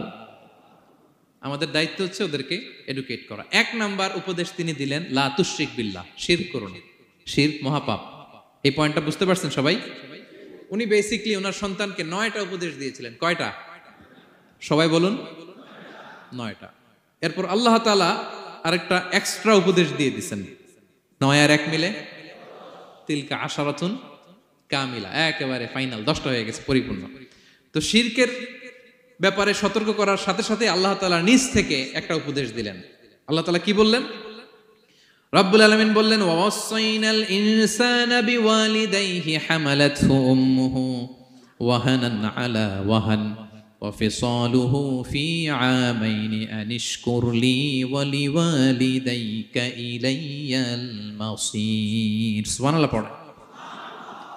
আল্লাহ বললেন, ওয়াসাইনাল ইনসানা বিওয়ালিদাইহি, শিরকের কথা যখন লোকমান সন্তানকে জানালো, এবার আমি আল্লাহ পৃথিবীর মানুষগুলোরে জানিয়ে দিলাম, খবরদার খবরদার, মা বাবার সাথে কখনো খারাপ আচরণ করো না। ওয়াসাইনাল ইনসান, মানুষকে আমি ওসিয়ত করলাম, রেকমেন্ড করলাম, ভার্ডিক্ট জারি করে দিলাম, বিওয়ালিদাই, মা বাবার ব্যাপারে তাদের সাথে সদাচরণ করবে। মা বাবার সাথে খারাপ আচরণ করা যাবে। জান্নাতে একটা দরজা আছে, নাম আল আব, বাবা, আর একটা আল মা। যারা বাবা মার সাথে ভালো আচরণ করছে তারা ওইটা দিয়ে ঢুকবে। সুবহানাল্লাহ পড়ে। এক লোক বললেন, ইয়া রাসূলুল্লাহ, আমার মাকে কাঁধে করে কাবার চারদিকে ঘুরিয়েছি, তাওয়াফ করিয়েছি, প্রচন্ড রোদের মধ্যে আমার মাকে কাঁধে করে কাবার চারদিকে লাব্বাইক লাব্বাইক বলে অনেকবার ঘুরিয়েছি। ইয়া রাসূলুল্লাহ, আপনি আমাকে বলে দেন, ছোটবেলা যখন আমি আমার মায়ের বুকের দুধ খেয়েছি, ওই দুধের শোধটুকু আদায় হয়েছে কিনা? বিষ্ণুই বললেন, কি প্রশ্ন করলা তুমি? লাউ কাতাতা জিলদাক, তুমি যদি তোমার গায়ের চামড়া কেটে জুতা বানিয়ে দাও, চামড়াটা কেটে শুকিয়ে যদি জুতা বানিয়ে তোমার মায়ের পায়ের নিচে দিয়ে দাও, ছোটবেলায় মায়ের বুকের যে দুধ খেয়েছো, একটা দুধের 1 ঢোক দুধ খাওয়ার শোধ আদায় হবে না। 1 ঢোক যে দুধ খাইছো ওইটারই শোধ আদায় হবে না। খবরদার খবরদার, বাবা মার ব্যাপারে সাবধান। বিশেষ করে মায়ের সাথে, দুজনের কথাই আল্লাহ প্রথমে বললেন, এরপরে বললেন বিশেষ করে মায়ের সাথে, কারণ হামালাতহু উম্মুহু, বাবা তোমারে পেটে ধরে নাই, পেটে ধরেছে কে? ওয়াহানান আলা ওয়াহান, 10 মাস 10 দিন বোঝার পরের বোঝা, যন্ত্রণার পরে যন্ত্রণা বাবা সহ্য করে নাই, করেছে কে? এত বড় একটা পেট হয়ে গেছিল, জানেন তো? হ্যাঁ, আল্লাহ। এই পেটটা নিয়ে বারবার কিচেনে যাওয়া লাগছে, এটা নিয়ে টয়লেট করে, এটা নিয়ে গোসল করে, ঘুমাতে পারে না, শুইলে উঠতে পারে না, উঠলে বসতে পারে না। 1 দিন 2 দিন, 1 সপ্তাহ 2 সপ্তাহ, 10 মাস 10 দিন আমার মাকে এই কষ্ট দিয়েছে। মায়ের কলিজার মাঝখানে লাথি মেরে দুনিয়াতে এসেছে। এরপরে আল্লাহ বললেন, ওয়া ফিসালুহু ফি আমাইন, এখানেই শেষ নয়, দুধ ছাড়াতে লেগেছে 2 বছর। কয় বছর? ওগো মা, তুমি এই ধরনের শ্রেষ্ঠ নেয়ামত, তোমারই পদ তলে রয়েছে জান্নাত। ওগো মা, তুমি এই ধরনের শ্রেষ্ঠ নেয়ামত, তোমারই পদ তলে রয়েছে জান্নাত। ঠিক কিনা? দেখেন আল্লাহ মর্যাদা কোথায় বাড়ালো। আমাদের দুনিয়ার পুরুষ মানুষদের পায়ের নিচে থাকে জুতা, জুতার নিচে বালু, কার্পেট, কিংবা ফ্লোর, আর আল্লাহ বলে দুনিয়ার এক একটা মায়ের পায়ের নিচে আমি জান্নাত দিয়ে রেখেছি। এই পৃথিবীটারে 100 বার বিক্রি করলে জান্নাতের একটা চেয়ারের দাম হবে? বুঝে শুনে উত্তর দিবেন। এই পৃথিবীটাকে, পৃথিবীর যে সম্পদ, এটা এস্টিমেশন করে, হ্যাঁ, 1000 বার বিক্রি করলে যে দামটা হবে, ওই দাম দিয়ে জান্নাতের একটা চেয়ারের দাম হবে? এই পৃথিবীর 10,000 কোটি বার বিক্রি করলে যেই অ্যাসেট হবে, যে অ্যামাউন্ট হবে, ভ্যালিউ হবে, ওই দাম দিয়ে জান্নাতের একটা টেবিলের দাম হবে? আর যেই জান্নাত, পুরো জান্নাতটা মায়ের পায়ের নিচে পড়ে আছে, ওই পা দুইটার দাম কত? সুবহানাল্লাহ পড়বেন না? মা বাবার দোয়া অনেক বড় দোয়া। কখনো যেন আমরা বেয়াদবি না করি, কখনো যেন তাদের মনে কষ্ট না দেই, সবসময় যেন তাদের কাছ থেকে দোয়া নেই। পারা যাবে? এটা আল্লাহ তাআলা ঢুকিয়ে দিলেন। তাহলে সাইয়েদনা লোকমান প্রথমে বলল, বাবা শিরক করো না। এরপরে রব্বুল আলামিন বললেন, শিরকের পরে তোমাদের সবচাইতে বড় দায়িত্ব যে বাবা মা তোমাদের জন্য এত কষ্ট করেছে, তাদের সাথে খারাপ আচরণ করো না। দুইটা হয়ে গেল। কয়টা? আওয়াজ করে বলেন কয়টা?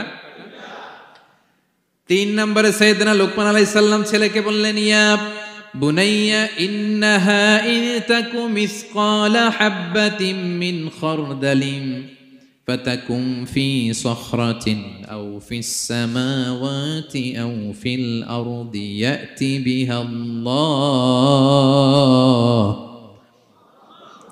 ইন্নাল্লাহা লাতীফুন খাবীর। 3 নম্বরে সাইয়েদনা লোকমান বললেন, বাবা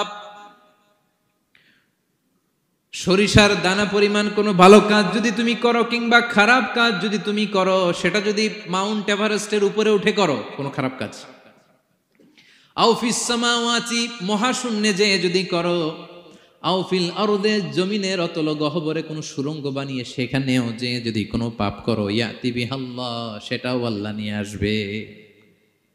কোনো পাপ বা কোনো ভালো কাজ আকাশে উঠে, পাহাড়ে উঠে কিংবা সুড়ঙ্গ করে জমিনের ভিতরে ঢুকেও যদি করো, কিয়ামতের দিন আমলনামায় সেটা দেখতে পাবে। সুবহানাল্লাহ পড়বেন না? কারণ ইন্নাল্লাহা লাতীফুন খাবীর, তিনি হলেন লাতীফ সূক্ষ্মদর্শী। যত ছোট কাজই করো না কেন তার চোখে ফাঁকি দেয়া যায়। তার মানে 3 নাম্বার উপদেশে সাইয়েদনা লোকমান তার ছেলেকে আল্লাহর শক্তি, আল্লাহর ক্ষমতার ব্যাপারে একটা ধারণা দিচ্ছেন। নিজের ছেলেকে তার রবকে চিনাইতে হবে। আমাদের রবকে আমাদের চিনার দরকার আছে না নাই? ছেলেকে বুঝাবেন, বাবা ওই যে তুমি মসজিদে আমার সাথে যে সেজদা দাও, কারে দাও জানো?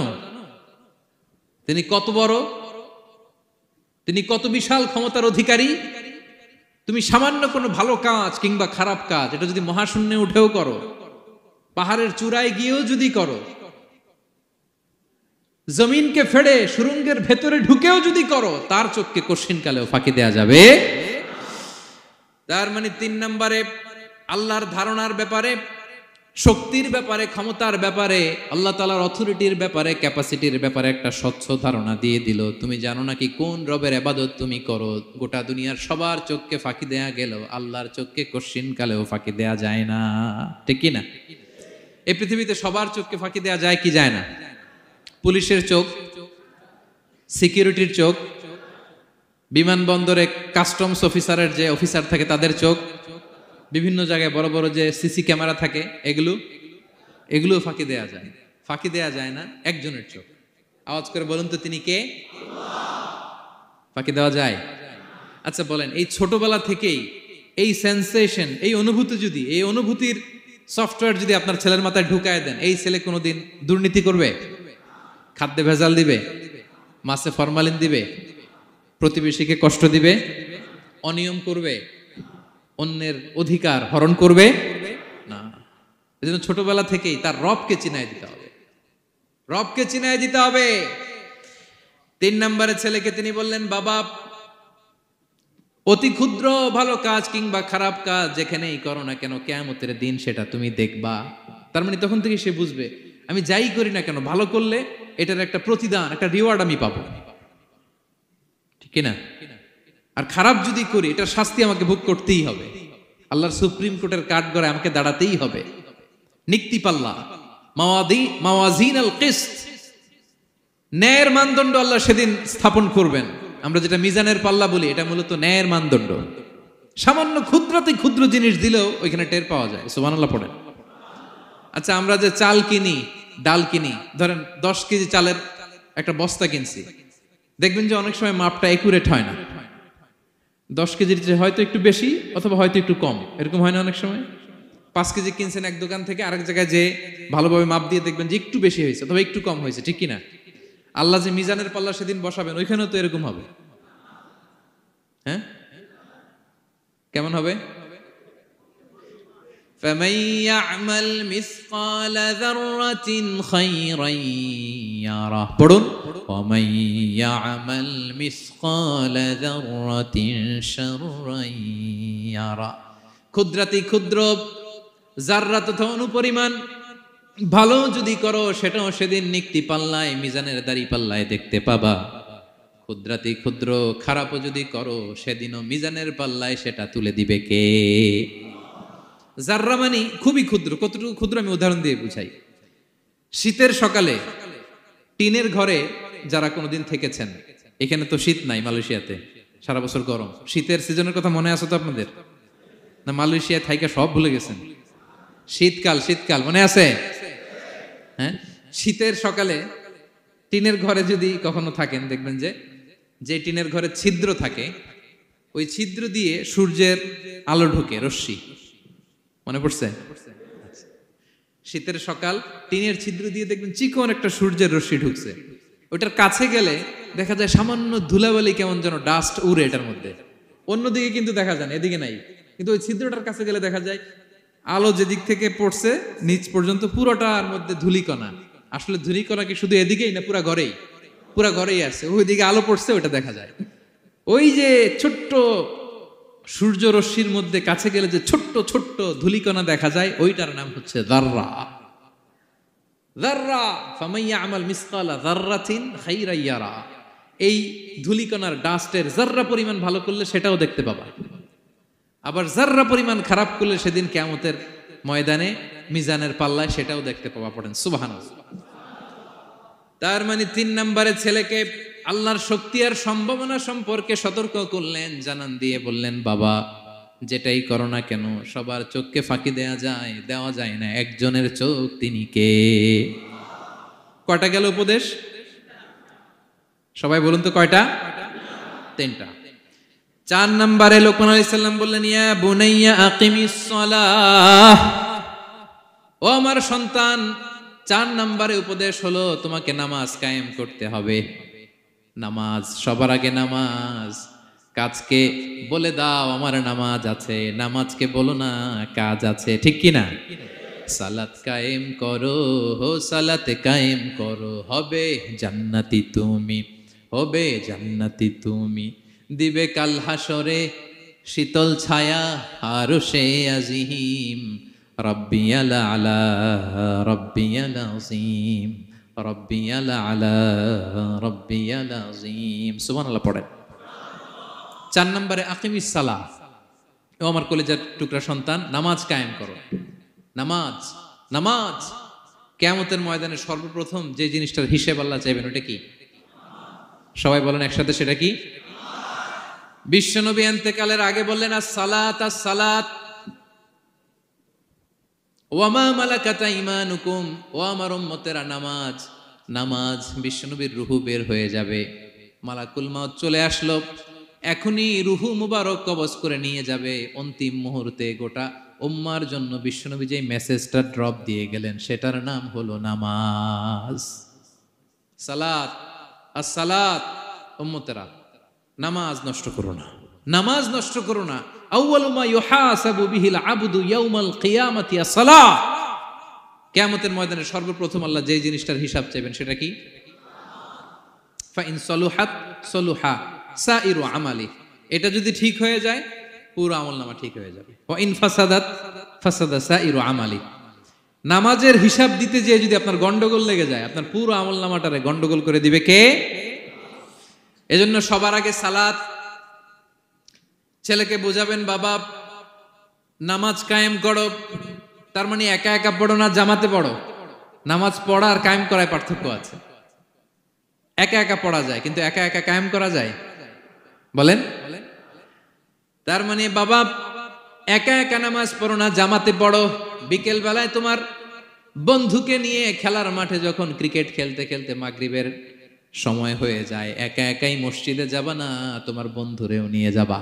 একা একা জান্নাতে গেলে মজা আছে, সবাই মিলে একসাথে গেলে কেমন হয়? হ্যাঁ, সবাই মিলে একসাথে জান্নাতে যাওয়া লাগবে না? তার মানে ছেলেরে বুঝালেন বাবা একা একা নয়, সবাইকে নিয়ে নামাজ পড়ো বাপ, জামাতে পড়ো বাপ, গোটা সমাজটারে মুসল্লি সমাজ বানাবা। এটার নাম হচ্ছে ইকামাতুস সালাহ। ছেলেকে বললেন আকিমিস সালাহ, ও আমার কলিজার টুকরা বাজান, নামাজ কায়েম করো। বিষ্ণু ঈসা ইসলাম বললেন মুরু সুবিয়ানাকুম বিসসালাতি ওয়া হুম আবনাউ সাবউ সিনিন, তোমাদের ছেলে মেয়েদের বয়স যখন 7 হয় তখন থেকে নামাজের আদেশ করো। ওয়াদরিবুহুম আলাইহা, আর তাদেরকে শাসন করো। ওয়াদরিবুর অনেক অর্থ হতে পারে, শাসন করো, একটু রূঢ় আচরণ করো, প্রয়োজনে মৃদু প্রহার করো। যখন তাদের বয়স হয়ে যায় 10, বয়স হয়ে যায় 10 কিংবা তার উপরে, আমাদের ছেলে মেয়ে আছে বয়স, দেখি কয়জন আছে দিকে 10 বছরের। হ্যাঁ দেখছেন, কঠোর হইতে হবে আপনাদের, যদি নামাজ না পড়ে হাত নামান। 7 পর্যন্ত নিয়ে যাবেন সাথে করে। বয়স যখন 7 হয়, বারবার যখন সালাতের কথা বলবেন, সাথে করে নিয়ে দাঁড়াবেন। জুমার দিন মসজিদে নিয়ে যাবেন, মাঝে মাঝে নামাজে নিয়ে যাবেন। 7, 8, 9 এই 3 বছরের ট্রেনিং এ 10 বছর তো এমনি পাক্কা নামাজে হয়ে যাবে, ঠিক কি না? নাকি বলবেন হুজুর আমি তো পড়ি না, আমারই তো খবর নাই। হ্যাঁ, ছেলেরা যে বলবো বাবা নামাজ কায়েম কর, এর আগে কিন্তু নিজের মুসল্লি হইতে হবে। এটা বুঝতে পারতেছেন তো? হ্যাঁ, ছেলেকে বলতে হইলে আগে নিজের মুসল্লি হইতে হবে। নামাজের ব্যাপারে নো কনসিডারেশন, কোনো ছাড় নাই। সালাত আপনাকে পড়তেই হবে যে কোনো পরিস্থিতিতে। এজন্য 7 বছর বয়স থেকে বিশ্বনবী ওয়ার্নিং দিতে বলেছেন। 10 বছর বয়স হলে প্রয়োজনে রূঢ় আচরণ করো, শাসন করো, প্রয়োজনে মৃদু প্রহার করো। খবরদার, খবরদার। একসাথে মাঝে মাঝে নিজেরাও ঘরে পড়বেন। মসজিদে তো যাবেনই, বাইরে বৃষ্টি, যেতে পারছেন না, নিজেই ইমাম হয়ে দাঁড়ায় যান। আপনার ছেলে 2 জন আপনার পিছনে দাঁড়াবে, আপনার স্ত্রী আর মেয়েরা তার পরের কাতারে দাঁড়াবে। হ্যাঁ, নারী পুরুষ একই কাতারে দাঁড়াতে পারে না। অথবা আপনার ছেলেটার ইমাম বানায় দেন, ও নামাজ পড়াইতেছে, আপনারা পড়তেছেন, ভালো লাগবে না? A family that prays together stays together, ইংরেজিতে একটা কথা বলে, a family that prays together stays together. যে ফ্যামিলি একসাথে নামাজ পড়ে, এই ফ্যামিলি একসাথে টিকে থাকে শান্তিতে অনেক দিন, ঠিক কিনা? এজন্য ঘরে মাঝে মাঝে জামাতে নামাজ পড়বেন, ঘরটারে বরকত দিয়ে পূর্ণ করে দিবে কে? এজন্য সাইয়েদনা লোকমান বললেন আকিমিস সালাহ, আমার কলিজার টুকরা সন্তান নামাজ, নামাজ নষ্ট করো না, নামাজ নষ্ট করো না। অনেক ফ্যামিলি আছে, অনেক ফ্যামিলি নিজেও নামাজি, ছেলে মেয়েদেরকেও নামাজের কথা বলে, পড়ায়। জোহর পড়তে দেয়, আসর পড়তে দেয়, মাগরিব পড়তে দেয়, এশা পড়তে দেয়, ফজর পড়তে দেয় না। ফজর নিয়ে টেনশন নাই, কেন? বলতেছে ঘুমায় হুজুর। কি করে? আমার কলিজার টুকরা সন্তান ঘুমায় হুজুর। কাঁচা ঘুম কেমনে ভাঙাই? আচ্ছা, ফজরের সময় যদি আপনাদের কন্ডোমিনিয়ামে আগুন লাগে কি করবেন? ফজরের সময় লাগছে আগুন, আরেকটু ঘুমাক, কাঁচা ঘুম। হ্যাঁ বলবেন, বলবেন, কথা বুঝে নাই বোধহয়। যে বাবা মারা মনে করে সকালে কিভাবে ডাকি, উঠতে চায় না হুজুর, কাঁচা ঘুম, কষ্ট হয়ে যায়। ফজরের সময় যদি আগুন লেগে যায় আপনার ঘরে কি করবেন? আরেকটু ঘুমাক, কাঁচা ঘুম। দুনিয়ার আগুন থেকে নিজের সন্তানকে বাঁচানোর জন্য যেমনি ডেকে উঠান, দুনিয়ার আগুন থেকে রক্ষা করার জন্য যেমনি ডাকেন, উঠায় নিয়ে আসেন, জাহান্নামের কঠিন আগুন থেকে বাঁচানোর জন্য ফজরের সময়ও ডাকার দরকার আছে না নাই? দুনিয়ার আগুনের চেয়ে কমপক্ষে 70 গুণ বেশি তেজওয়ালা। হ্যাঁ, বিষ্ণু বলেন নারুকুম তুকিদুন, যে আগুন দিয়ে কিচেনে রান্না করো, জাহান্নামের আগুন কিন্তু এই আগুন নয়। জাহান্নামের আগুন দুনিয়ার আগুনের চাইতে কমপক্ষে 70 গুণ বেশি তেজওয়ালা। তাহলে ফজরের সময় ডাকবেন তো ছেলে মেয়েকে? হ্যাঁ, নিজেও পড়বেন, ছেলে মেয়েদেরকেও ডাকবেন। আকিমিস সালাহ। 4 নম্বরে বললেন বাবা নামাজ কায়েম করো, নামাজ ছেড়ে দিও না। 5 নম্বরে বললেন ওয়া'মুর বিল মা'রুফ, ভালো কাজের আদেশ করো। 6 নম্বরে বললেন ওয়ানহা আনিল মুনকার, খারাপ কাজ থেকে নিষেধ করো। দেখেন কি বাবা ছিল সাইয়েদনা লোকমান। ছেলেরা বললেন, নামাজ পড়ার পরে বললেন ওয়া'মুর বিল মা'রুফ, ভালো কাজের আদেশ করবা, ভালো কাজের আদেশ করো। ওয়ানহা আনিল মুনকার, মন্দ কাজ থেকে নিষেধ করো। আমরা অনেকে নিজেরাই ভালো করি, নিজেরাই ভালো কাজ করি, অন্যদেরকে বলি না, এরকম আছে না নাই? সমাজে পাপ হলে, অন্যায় হলে আমরা কথা বলতে চাই না, এরকম আছে না নাই? নিজেই নামাজ পড়বে, চোখ বন্ধ করে তাসবিহ পড়তে থাকে, কিন্তু মুসলিম উম্মার উপর কারবালা হয়ে যাচ্ছে, তার কোনো টেন নাই, এরকম আছে না নাই? গোটা বিশ্বে মুসলমানদের উপর দিয়ে কি যাচ্ছে, সমাজে কি চলছে তার কোনো আন্দাজ নাই, খোঁজ খবর নাই, শুধু নিজেই জিকির করে, এরকম আছে না নাই? না, আযাব আসলে, গজব আসলে শুধু এই কাফের মুশরিকদেরই মারে না, মুমিনদেরও মারে, ঠিক কি না? আল্লাহ বলে ওই আযাবকে ভয় করো, ওয়াত্তাকু ফিতনাতাল লা তুসিবান্নাল্লাযীনা যালামু মিনকুম খাসসা। ওই আযাবকে ভয় করো, এই শাস্তিকে ভয় করো, যে শাস্তি যখন আমি পাঠাই ওই শাস্তি দিয়ে শুধু জালেমদেরকে মারি না, আলেমদেরকেও মারি, ঠিক কি না? কারণ তুমি আলেম হয়ে বসেছিলা কেন? তুমি সমাজকে বাঁচাও নাই কেন? শুধরে দাও নাই কেন? শুদ্ধাচারের অভিযানে তুমি নামো নাই কেন? ঠিক কি না? তুমি একা একা জিকির করে তোমার আল্লাহর ওলি হইতে বলছে কে? গোটা সমাজকে তোমার বাঁচাতে হবে। একটা জাহাজ 2 তলা, আপনি আছেন 2য় তলায়, নিচ তলায় একদল লোক জাহাজের তলা ছিদ্র করতেছে। জাহাজের তলায় ছিদ্র করলে কি ঢুকে? তা আপনি যদি বলেন ওরা নিচে আছে ছিদ্র করতেছে, ওরা করুক, আমি থামাবো কেন? আমার তো দোষ নাই, আমি তো ছিদ্র করি নাই। ছিদ্র করছে কারা? ওরা। পানি ঢুকলে ওরা মরবে, আমি তো বেঁচে যাবো। বাঁচবে? কারণ সে তো জাহাজের ভিতরেই।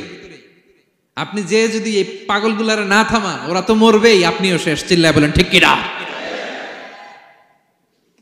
এজন্য সমাজে যখন পাপ হয়, অন্যায় হয়, দেখা মাত্রই আপনাকে থামাতে হবে। তা না হলে এই পাপের কারণে, অন্যায়ের কারণে আযাব আর গজব যখন আসবে, পাপীরাই মরবে না, আপনিও মরবেন, ঠিক কিনা? মুসা আলাইহিস সালামের পায়ের মধ্যে একবার একটা লাল পিঁপড়া কামড় দিছে। এই সাইজের যে লাল পিঁপড়াগুলো কামড় দিলে খুব আরাম লাগে না? কেমন লাগে? হ্যাঁ, খুব ব্যথা করে, প্রচন্ড ব্যথা করে।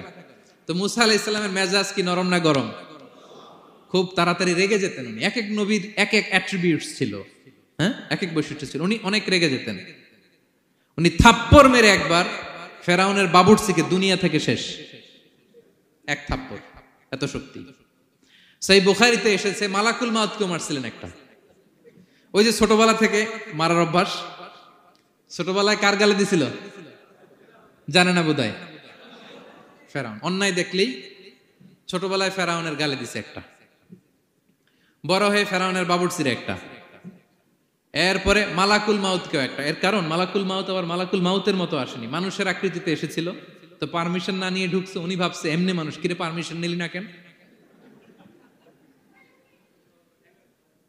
তো মুসা আলাইহিস সালামের পায়ের মধ্যে লাল পোকা, লাল পিঁপড়া কামড় দিছে, প্রচন্ড ব্যথা পাইতেছে আর ডলতেছে আর রেগে গেছে।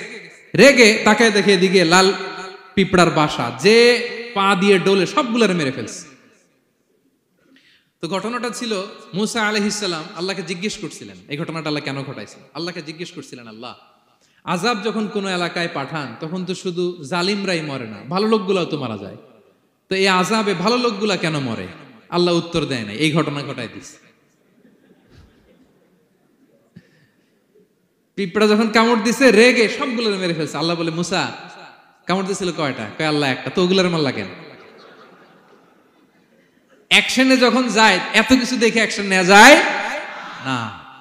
এজন্য আল্লাহ বলেন ওয়াত্তাকু ফিতনাতাল লা তুসিবান্নাল্লাযীনা যালামু মিনকুম খাসসা। ওই ফিতনাকে মানে ওই আযাবকে ভয় করো, যে আযাব যখন আসবে শুধু খারাপ লোকগুলার উপরে আসবে না, ভালো লোকগুলাও বাঁচতে পারবে। কারণ ভালো মানুষরা আশেপাশের লোকদেরকে ভালো বানায় নাই কেন? একা নামাজ পড়েছো কেন? নামাজের দাওয়াত দাও নাই কেন? নিজে হালাল খাইছো, সমাজটারে হালাল দিয়ে বিনির্মাণ করো নাই কেন? এজন্য আযাব আসলে শুধু জালেমদের উপরে আসে না, আলেমদের উপরে আসে। খবরদার। এজন্য ছেলেরে বললেন, বাবা শুধু নামাজ পড়লেই হবে না, ওয়া'মুর বিল মা'রুফ, ভালো কাজের আদেশ করবা, ওয়ানহা আনিল মুনকার, খারাপ কাজ থেকে নিষেধ করবা। এটা আসলে দায়িত্ব হচ্ছে সরকার প্রধানের। যারা ক্ষমতার চেয়ারে বসে তাদেরকে আল্লাহ 4 দফা মূলনীতি দিয়েছেন। আল্লাযীনা মাক্কান্নাহুম ফিল আরদি আকামুস সালাতা ওয়া আতাউয যাকাতা ওয়া আমারু বিল মা'রুফি ওয়া নাহাউ আনিল মুনকার ওয়ালিল্লাহি আকিবাতুল উমুর। আল্লাহ বলেন, যাদেরকে আমি ক্ষমতার চেয়ারে বসাই 4টা দায়িত্ব তাদেরকে দেই। তাদের প্রধান কাজ নামাজ কায়েম করবে, সমাজে যাকাত আদায় করবে, ভালো কাজের আদেশ করবে, তারপরে মন্দ কাজের নিষেধ করবে। ক্ষমতার চেয়ার যারা পায় তাদের জন্য মূলনীতি এটা। তো এরা তো করে না, আমাদের কি করতে হবে, ঠিক কিনা? ভালো কাজের আদেশ করতে হবে, মন্দ কাজের নিষেধ করতে। বিষ্ণু ইসলাম বললেন, মান রাআ মিনকুম মুনকারা, চোখ দিয়ে যে সমাজে খারাপ দেখে, ফালিয়ুগাইয়িরহু বিয়াদি, সেজন্য হাত দিয়ে ঠেকিয়ে দেয়। হাত দিয়ে, ফাইন লাম ইয়াস্তাতি' ফাবিলিসানি, হাত দিয়ে না পারলে মুখ দিয়ে। কারণ আপনার অনেক সময় এরকম পরিস্থিতি নাও হতে পারে যে আপনার এত পাওয়ার নাই যে আপনি হাত দিয়ে থামাই দিবেন, এরকম হয় না? অক্ষম, আমি পারি না। তখন মুখ দিয়ে কিভাবে পরিবর্তন করবেন বলেন, নাসিহা করেন, কাউন্সিলিং করেন, জনমত গড়ে তোলেন। ফাইন লাম ইয়াস্তাতি' ফাবিকলবিহি, হাত দিয়েও থামাতে পারলেন না, মুখ দিয়েও প্রতিবাদ করতে পারলেন না, বিশ্বনবী বললেন অন্তত অন্তর দিয়ে সেটাকে ঘৃণা করবা। অন্তর দিয়ে ঘৃণা করো, অন্তর দিয়ে এটাকে পরিবর্তন করে দেওয়ার প্ল্যান করো, হৃদয়ে হৃদয়। ওয়াযালিকা আদাফুল ঈমান, এটা হচ্ছে ঈমানের সর্বনিম্ন স্তর। এর নিচেও যদি যান, মানে আপনার দিলেও লাগে না, বিষ্ণু বলে তাহলে তোমার অন্তরে ঈমানের ছিটে ফোঁটা নাই। চিল্লা এখন, ঠিক কিনা? এজন্য ভালো কাজের আদেশ করো, মন্দ কাজের নিষেধ করো। নামাজের পরপর সাইয়েদনা লোকমান বললেন, বাবা নিজেই ভালো করো না, সমাজে ভালো ছড়িয়ে দাও। ছড়াই দিতে হবে, ভালোকে ছড়াই দিতে হয়। সংঘবদ্ধ জীবন যাপন করতে হয়, আপনাকে দাঁড়াতে হবে, আপনাকে হিম্মত করতে হবে। হিম্মতটাই হচ্ছে ইসমুল আযম, ইসমুল্লাহিল আযম। ইসমে আযম মানে আল্লাহর এমন একটা নাম যেটা দিয়ে দোয়া করলে আল্লাহ কবুল করে। এটা কি? কেউ বলে ইয়া হাইয়ু ইয়া কাইয়ুম, কেউ বলে ইয়া রহমান ইয়া রাহিম। অনেক মুফাসসিরিন, অনেক মুহাদ্দিসিন এক একটা বলছে যে এইটা হতে পারে, এটা হতে পারে। অনেকে বলছে হিম্মতটাই হচ্ছে ইসমে আযম। তুমি হিম্মত করে আল্লাহর কাছে চাও, গোটা দুনিয়া পাল্টে যাবে, ঠিক কিনা? এজন্য সমাজের পরিবর্তনের জন্য আপনাকে আগায় আসার দরকার আছে না নাই? ছেলেকে দেখেন, সুবহানাল্লাহ বিহামদি, কিভাবে ছেলেরে গড়ে তুলতে হয়। প্যারেন্টিং লেসন ফ্রম সূরা লোকমান। কিভাবে আপনি প্যারেন্টিং লেসন বের করে আনবেন, বাবা হিসেবে কিভাবে আপনি ছেলেকে গড়ে তুলবেন। নামাজের পরপর সাইয়েদনা লোকমান বললেন, ভালো কাজের আদেশ করবা, মন্দ কাজের নিষেধ করবা। এরপরে বললেন, ওয়াসবির আলা মা আসাবাক ইন্না যালিকা মিন আজমিল উমুর।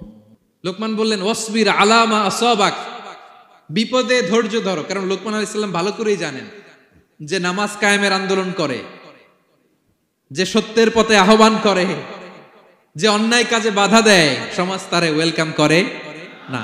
তার জীবনে দুঃখ আছে, তার জীবনে দুঃখ আছে, তার উপরে হামলা হতে পারে, মামলা হতে পারে, তাকে দেশ ছাড়া করা লাগতে পারে।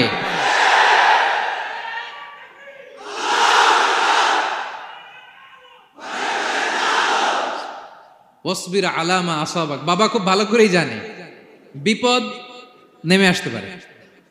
যে নামাজ কায়েমের আন্দোলন করে, যে সৎ কাজের আদেশ করে, অসৎ কাজে বাধা দেয়, তাকে থামানোর জন্য, হ্যাঁ, তার অগ্রযাত্রাকে রুখে দেওয়ার জন্য, তার রাস্তাকে ব্লক করার জন্য যুগে যুগে সমাজে সমাজে আছে না নাই? আছে। ঘাবড়ে গেলে চলবে না। এই পথ, এটা ফুল সজ্জার কোনো পথ নয়, এটা কণ্টকাকীর্ণ। এখানে প্রতি পদে পদে কাটা। এটা জেনেই আমরা এই পথে এসেছি, ঠিক কিনা? এজন্য আমাদেরকে রুখে দেয়া যাবে না। আমরা সত্যের কথা বলেই যাব, আমরা অন্যায় দেখলে প্রতিবাদ করেই যাব।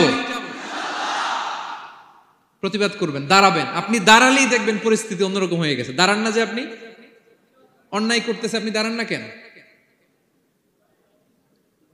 অপরাধ করতেছে আপনি থামান না কেন?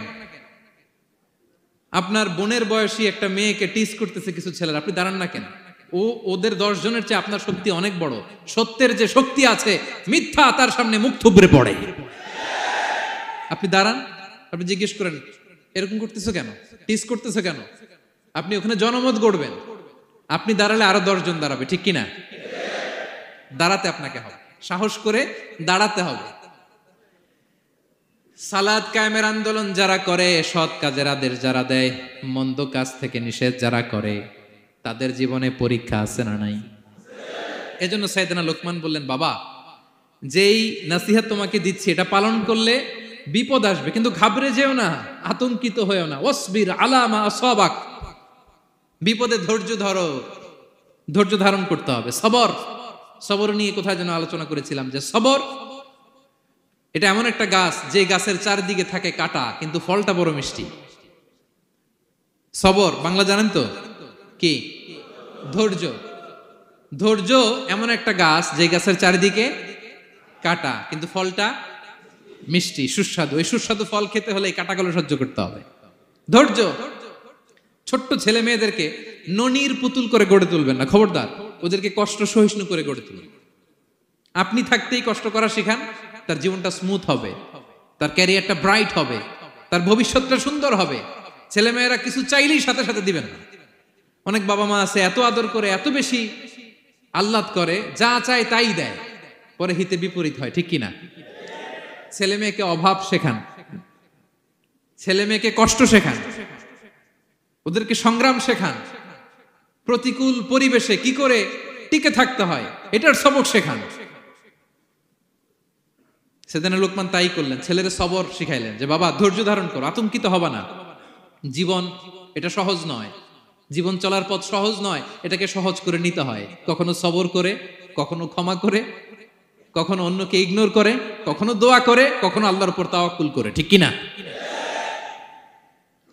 ছেলে মেয়েকে আদর করে বোঝাবেন, বাবা এখন তুমি বাবার হোটেলে খাও, মায়ের হোটেলে ঘুমাও।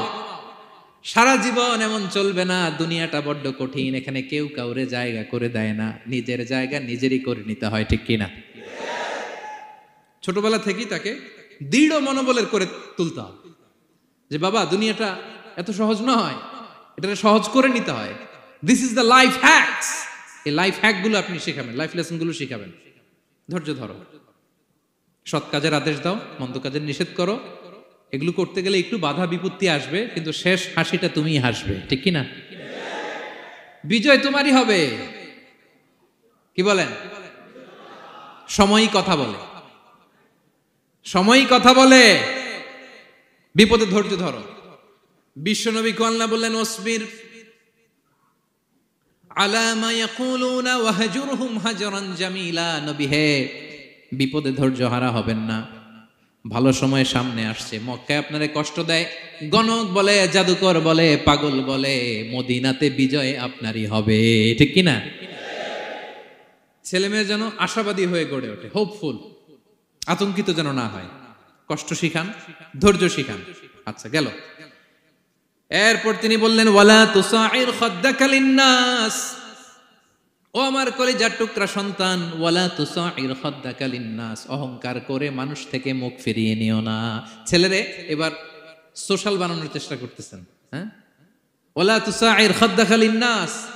দেখেন একটার পর একটা, প্রথমে স্রষ্টারে চিনাইলেন, তাই না? এরপরে স্রষ্টার ক্ষমতা সম্পর্কে শিখাইলেন, এরপরে আধ্যাত্মিকতা শিখাইলেন, এরপরে ইবাদত কি সেটা জানালেন, এরপরে তিনি সোশ্যাল এঙ্গেজমেন্ট কিভাবে করবেন, সোশ্যাল রিফর্ম কিভাবে করবেন শিখালেন। এবার মানুষের সাথে কিভাবে মিশতে হয় সেটা শিখাচ্ছেন। মানে পিপল ওরিয়েন্টেড হও। ওয়ালা তুসাইর খাদ্দাকা লিন্নাস, অহংকার করে মানুষের থেকে মুখ ফিরিয়ে নিও না, মুখ ছিটকাবে না। মানুষকে সম্মান করো, মানুষের সাথে মেশো, বি পিপল ওরিয়েন্টেড। আমাদের অনেক ছেলে মেয়েরা মানুষের সাথে মিশতে পারে না। দোষ কার? বাবা মায়ের, শেখায় না। একটা সময় আমাদের মনে আছে, ছোটবেলায় মেহমান আসলে আমরা এত খুশি হইতাম, কি বলেন? মেহমানের কাছে যাইতাম, সূরা শোনাইতাম, কবিতা শোনাতাম, এটা খেলতাম, ওইটা করতাম, যাওয়ার সময় আমাদেরকে টাকা দিয়ে যেত, হায় রে খুশি। এখন দেখবেন টেনে হিসেবে মেহমানের সামনে আনা যায় না। এরকম আছে না নাই? অনেক ফ্যামিলিতে এরকম আছে যে তারা সারাদিন ডিভাইস নিয়ে, এই ডিভাইস আসক্তি এত মারাত্মক পর্যায়ে পৌঁছেছে যে তারা মানুষের সাথে মিশতে পারে না। এই পাবলিক ওরিয়েন্টেশনটা অনেকের নাই, পিপল ওরিয়েন্টেশন নাই। অনেক ছোট বাচ্চা, মেহমান আসছে, তুমি একটু আসো, সালাম দাও, বসো, আসতে চায় না, বসতে চায় না, কারণ ওরা শিখানো হয় না। সারাদিন দিয়ে রাখছে কি হাতে? মোবাইল। এই জন্য ছোটবেলা থেকে আমরা যেন সামাজিক বানাই, বাচ্চাকে যেন শেখাই, বাবা মুরব্বীকে দেখলে সালাম দিতে হবে। কি করতে হবে? ওরা শিখাবেন। অনেক সময় ছোট বাচ্চারা না বুঝে দারোয়ানের সাথে খারাপ আচরণ করে, ঘরের কাজের বুয়ার সাথে খারাপ আচরণ করে, ড্রাইভারকে বকা দেয়, আছে না নাই? ভদ্রতা, ডিসেন্ট ম্যানার আপনি শিখান নাই, তো শিখবে কোত্থেকে? এই তো শুরুতেই বললাম যে গরুর পেট থেকে বেরোলে গরু হয়, কিন্তু মানুষের পেট থেকে বেরোলেই ওটা মানুষ হয় না। ওটারে মানুষ বানাতে হয় দিনের পর দিন, মাসের পর মাস, টিউনিং করে, পলিশিং করে, গাইড করে করে মানুষের মতো মানুষ বানাতে হয়। তাহলে ছেলেনে বললেন, ওয়ালা তুসাইর খাদ্দাকা লিন্নাস, তোমার চেহারাকে মানুষ থেকে ফিরিয়ে নিও না, গণমুখী হও, মানুষের সাথে মেশো। ছেলে মেয়েদেরকে এটা বলবেন। শহরে থাকলে মাঝে মাঝে গ্রামে নিয়ে যাবেন, কাদার মধ্যে ছেড়ে দিবেন, হাট বেটা, হ্যাঁ, কাদায় ছেড়ে দিবেন, পুকুরে ছেড়ে দিবেন, দৌড়াদৌড়ি করতে করতে তারপরে তারা শিখবে, দেখবে। মাছ, জ্যান্ত মাছ দেখে নাই আমাদের অনেক ছেলে মেয়েরা, আছে না নাই? ওরা ভাবে মাছ বোধহয় ওই ইয়ের মধ্যেই পাওয়া যায়, শপিং মলেই পাওয়া যায়, ফ্রিজের মধ্যে থাকে, এরপরে এটা খাইতে হয়। জ্যান্ত মাছ দেখলে দেখবেন ভয় পেয়ে গেছে, কারণ শেকড়ের সাথে এদের কোনো সম্পর্ক নাই। এরা যেন গণমুখী হয়, শেকড়ের সাথে যেন এদের সম্পর্ক থাকে। হ্যাঁ, এটাই দেখেন, এই উপদেশটা কয় হাজার বছর আগের। মনে হচ্ছে যেন আজকের পরিস্থিতি দেখে দেখে লোকমান ইসলাম ছেলেকে অ্যাডভাইস করতেছেন। সুবহানাল্লাহ পড়বেন না? ওয়ালা তুসাইর খাদ্দাকা লিন্নাস, মানুষ থেকে মুখ ফিরিয়ে নিও না, ছেলে মেয়েদের শিখান। মানুষ দেখলে ভয় পেও না, মানুষের কাছে যাও, মানুষের দুঃখ দুর্দশা দূর করার চেষ্টা করো, গণমুখী হও, মানুষকে দেখলে সালাম দাও, মুচকি হাসি দাও, হাত বাড়িয়ে মুসাফা করো, তাহলেই না মানুষের সাথে তুমি মিশবে, শিখবে, জানবে, ঠিক কি না? এরপরে বললেন, ওয়ালা তামশি ফিল আরদি মারাহা, আমার কলিজার টুকরা সন্তান, অহংকার করে রাস্তা দিয়ে হেঁটো না, কারণ ইন্নাল্লাহা লা ইউহিব্বু কুল্লা মুখতালিন ফখুর, আল্লাহ অহংকারীকে পছন্দ করেন না। এবার বডি ল্যাঙ্গুয়েজ শিখাচ্ছেন ছেলেকে, কিভাবে হাঁটবে। আমাদের অনেক সময় ছেলে মেয়েরা খুবই ভালো, নিষ্পাপ, শুধু ভিতরটা পরিষ্কার হইলে হবে না, আপনার জেস্টারও তো ভালো হইতে হবে। হ্যাঁ, ভিতর ভালো কিন্তু প্রকাশ ভঙ্গি জানে না, আছে না নাই? এটারে ইংরেজিতে কি বলে? বডি ল্যাঙ্গুয়েজ বলে। বুঝতে পারছেন? এবার ছেলেকে বডি ল্যাঙ্গুয়েজ শিখাচ্ছে বাবা, হাঁটার সময় এইভাবে হাঁটতে হবে। ওয়ালা তামশি ফিল আরদি মারাহা, অহংকার করে রাস্তা দিয়ে হেঁটো না। এখানে তামশি বলতে শুধু হাঁটাই না, অহংকার করে ড্রাইভ করো না, অহংকার করে হুন্ডা চালিও না। এরকম আছে না নাই? আমাদের ইয়াং ছেলে মেয়েরা হুন্ডা একটা পাইলে এমন আওয়াজ করে তারা চলবে, অসুস্থদের ক্ষতি হয়, ছোট বাচ্চারা ভয় পেয়ে যায়, মাঝরাতে মানুষ লাফ দিয়ে ওঠে ঘুম থেকে। এরকম আছে না নাই? আমাদের সন্তানরা যেন এরকম না হয়। রাস্তা দিয়ে চলতে বিনয়ের সাথে হাঁটতে হবে, ভদ্রভাবে হাঁটতে হবে, কারণ রহমানের বান্দারা অহংকারী হয় না, তারা বিনয়ী হয়, ঠিক কিনা? وعباد الرحمن الذين يمشون على الأرض هونا وإذا خاطبهم الجاهلون قالوا سلاما, রহমানের বান্দারা রাস্তা দিয়ে যখন হাঁটে দাম্ভিকতার সাথে হাঁটে না, অহংকারের সাথে হাঁটে না, বিনয়ের সাথে রাস্তা দিয়ে তারা চলাফেরা করে, ঠিক কিনা? তো ছেলেকে হাতে ধরে ধরে বডি ল্যাঙ্গুয়েজ শিখাচ্ছে, বাবা অহংকার করে হেঁটো না, মানুষের অহংকার সাজে না, অহংকার সাজে একজনের, তিনি কে? অহংকার কার চাদর? আল্লাহ বলে, এই চাদর ধরে যদি কেউ টান দেয় ওরে আমি জাহান্নামে নিক্ষেপ করি, ফালা উবালি, আই ডোন্ট কেয়ার, ওরে আমি জাহান্নামে ফেলবো। অহংকার করার কি আছে আমাদের? কিছুই নাই, ঠিক কি না? ডায়রিয়া যদি হয়, লুজ মোশন যদি হয়, 5 বার টয়লেটে গেলে এরপরে চেহারার দিকে তাকানো যায়? বিছানায় পড়ে হা হু করতে শুরু করে, তো কিসের অহংকার আপনার? লুজ মোশন 3 দিন যদি হয়, হায় রে, চেহারার দিকে তাকানো যায় না, সুন্দর চেহারা ফ্যাকাশে হয়ে গেছে, তো এই মানুষের অহংকার করা সাজে না। ছেলেকে বিনয়ী হওয়া শেখাতে হবে, বাবা বিনয়ী হও, তোমার বডি ল্যাঙ্গুয়েজটা সুন্দর করো, তোমার কথা বলায়, তোমার চলনে বলনে সবকিছুতে যেন একটা মাধুর্যতা থাকে, একটা কোমলতা থাকে, শেখানোর দরকার আছে না নাই? সব শেষে সাইয়েদনা লোকমান ছেলেকে বললেন, وَاقْصِدْ فِي مَشْيِكَ وَاغْضُضْ مِنْ صَوْتِكَ إِنَّ أَنْكَرَ الْأَصْوَاتِ لَصَوْتُ الْحَمِيرِ وَاقْصِدْ فِي مَشْيِكَ ওয়াগদুদ মিন সাউতিক। তাহলে কিভাবে হাঁটবা? হাঁটার ক্ষেত্রে একটা মিডিয়াম পেস অবলম্বন করো। মিডিয়াম পেস, ভদ্রভাবে, হ্যাঁ, মিডিয়াম মধ্যমপন্থী পন্থায় তুমি হাঁটো। তোমার হাঁটার মধ্যে যেন একটা মুনশিয়ানা ভাব থাকে, তোমার হাঁটা চলাফেরায় যেন একটা ভদ্রতার ছাপ থাকে। এটা তো হাতে ধরে ধরে শিখাইতে হবে, নাহলে শিখবে না তো, বুঝবে না তো সে। ওয়াগদুদ মিন সাউতিক, কণ্ঠটাকে মোলায়েম করো। ইন্না আনকারাল আসওয়াতি লাসাউতুল হামির, কর্কশ গলায় কথা বলো না। আমাদের অনেক ছেলেমেয়েরা অনেক শাউট করে, আছে না নাই? কেউ কি শাউটিং পারসনকে পছন্দ করে? আমরা লাইক করি? Nobody likes a shouting person. আপনি মালয়েশিয়ানদেরকে দেখেন কত কোয়াইট এন্ড কাম। হাজার হাজার মানুষ একটা প্রোগ্রাম করতেছে, একটা সাউন্ড নাই। আমাদের তো অনেক বলতে হয়, অনেক অ্যানাউন্সমেন্ট, অনেক এই সেই, ওদেরকে কিছু বলতে হয় না। ওদের আমি অনেক বড় বড় প্রোগ্রামে জয়েন করেছি, হাজার হাজার মানুষ, একটা ছোট্ট ইনস্ট্রাকশন, লাইন ধরে সবাই সেটা মেনে নেয়। ছেলেকে শিখাই দিলেন চলতে ফিরতে একটা মাঝারি মোলায়েম ভদ্র একটা পেস অবলম্বন করো, আর কণ্ঠটাকে নিচু করো, কর্কশ ভাষী হয়েও না। কেউ পৃথিবীতে কর্কশ ভাষীকে পছন্দ করেন? যারা চিৎকার করে চেঁচামেচি করে, আল্লাহ তাদের কণ্ঠকে গাধার কণ্ঠের সাথে তুলনা করেছেন এখানে।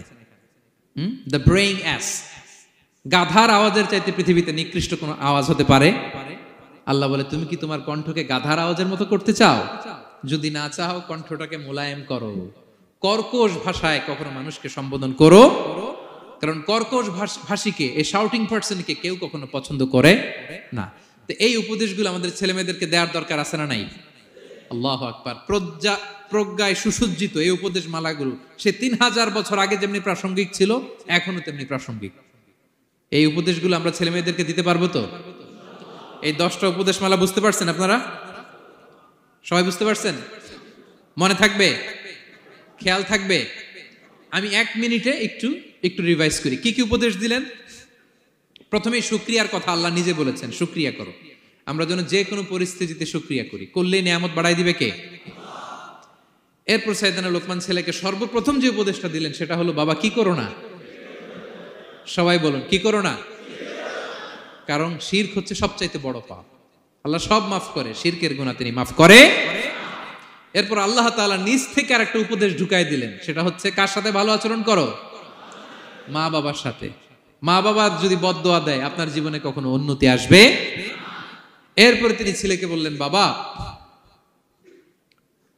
আল্লাহ তাআলা এমন ক্ষমতার অধিকারী, যেখানেই যে পাপ করো, ভালো কাজ করো, সবার চোখে ফাঁকি দেয়া গেল, আল্লাহর চোখে ফাঁকি দেয়া যায়? আল্লাহর শক্তি ক্ষমতার ব্যাপারে সতর্ক করলেন। এরপরে তিনি ছেলেকে বললেন, নামাজ কায়েম করো, নিজেও পড়ো, সমাজের সবাইকে নিয়ে পড়ো। এরপরে তিনি ছেলেকে বললেন, বাবা ভালো কাজের আদেশ দাও, মন্দ কাজের নিষেধ করো, মন্দ কাজ থামিয়ে দাও। তারপর বললেন, বাবা বিপদে ধৈর্য ধরো। এরপরে বললেন, গণমানুষের সাথে মেশো, পিপল ওরিয়েন্টেড হও। এরপর ছেলের বডি ল্যাঙ্গুয়েজ ঠিক করে দিলেন। মনে আছে তো আপনাদের? অহংকার বশত হেঁটো না, চিৎকার করে কথা বলো না। সবশেষে ওরাল কমিউনিকেশন কিভাবে করবে, শাউটিং না হয়ে মোলায়েম কণ্ঠে মানুষের সাথে যেন ভদ্রচিত ভাবে কথা বলতে পারে, এই উপদেশ মালাগুলো দিলেন। আমরা যারা বাবা হয়েছি, আমরাও যেন আমাদের কলিজার টুকরা সোনামণি সন্তানদেরকে এই উপদেশগুলো দেই। মনে থাকবে? সূরা লুকমানের 12 থেকে 19 নম্বর আয়াতে আল্লাহ তাআলা এই উপদেশগুলো তুলে ধরেছেন। আল্লাহ তাআলা আমাদের সবাইকে কথাগুলো বোঝার ও আমল করার তৌফিক দান করুক। আমরা পড়ি আমিন। আমরা যেন নেককার সন্তান লাভে ধন্য হতে পারি, আল্লাহ তৌফিক দান করুন। আমরা পড়ি আমিন। আমরাও যেন সাইয়েদনা লোকমানের মতো এই উপদেশ মালাগুলো আমাদের ছেলে মেয়েদেরকে দিতে পারি, আল্লাহ তুমি তৌফিক দান করো। আমরা পড়ি আমিন। হাযা মা ইনদি ওয়াল ইলমু ইনদাল্লাহ আলাইহি তাওয়াক্কালতু ওয়া ইলাইহি উনীব। আসসালামু আলাইকুম ওয়া রাহমাতুল্লাহি ওয়া বারাকাতুহু।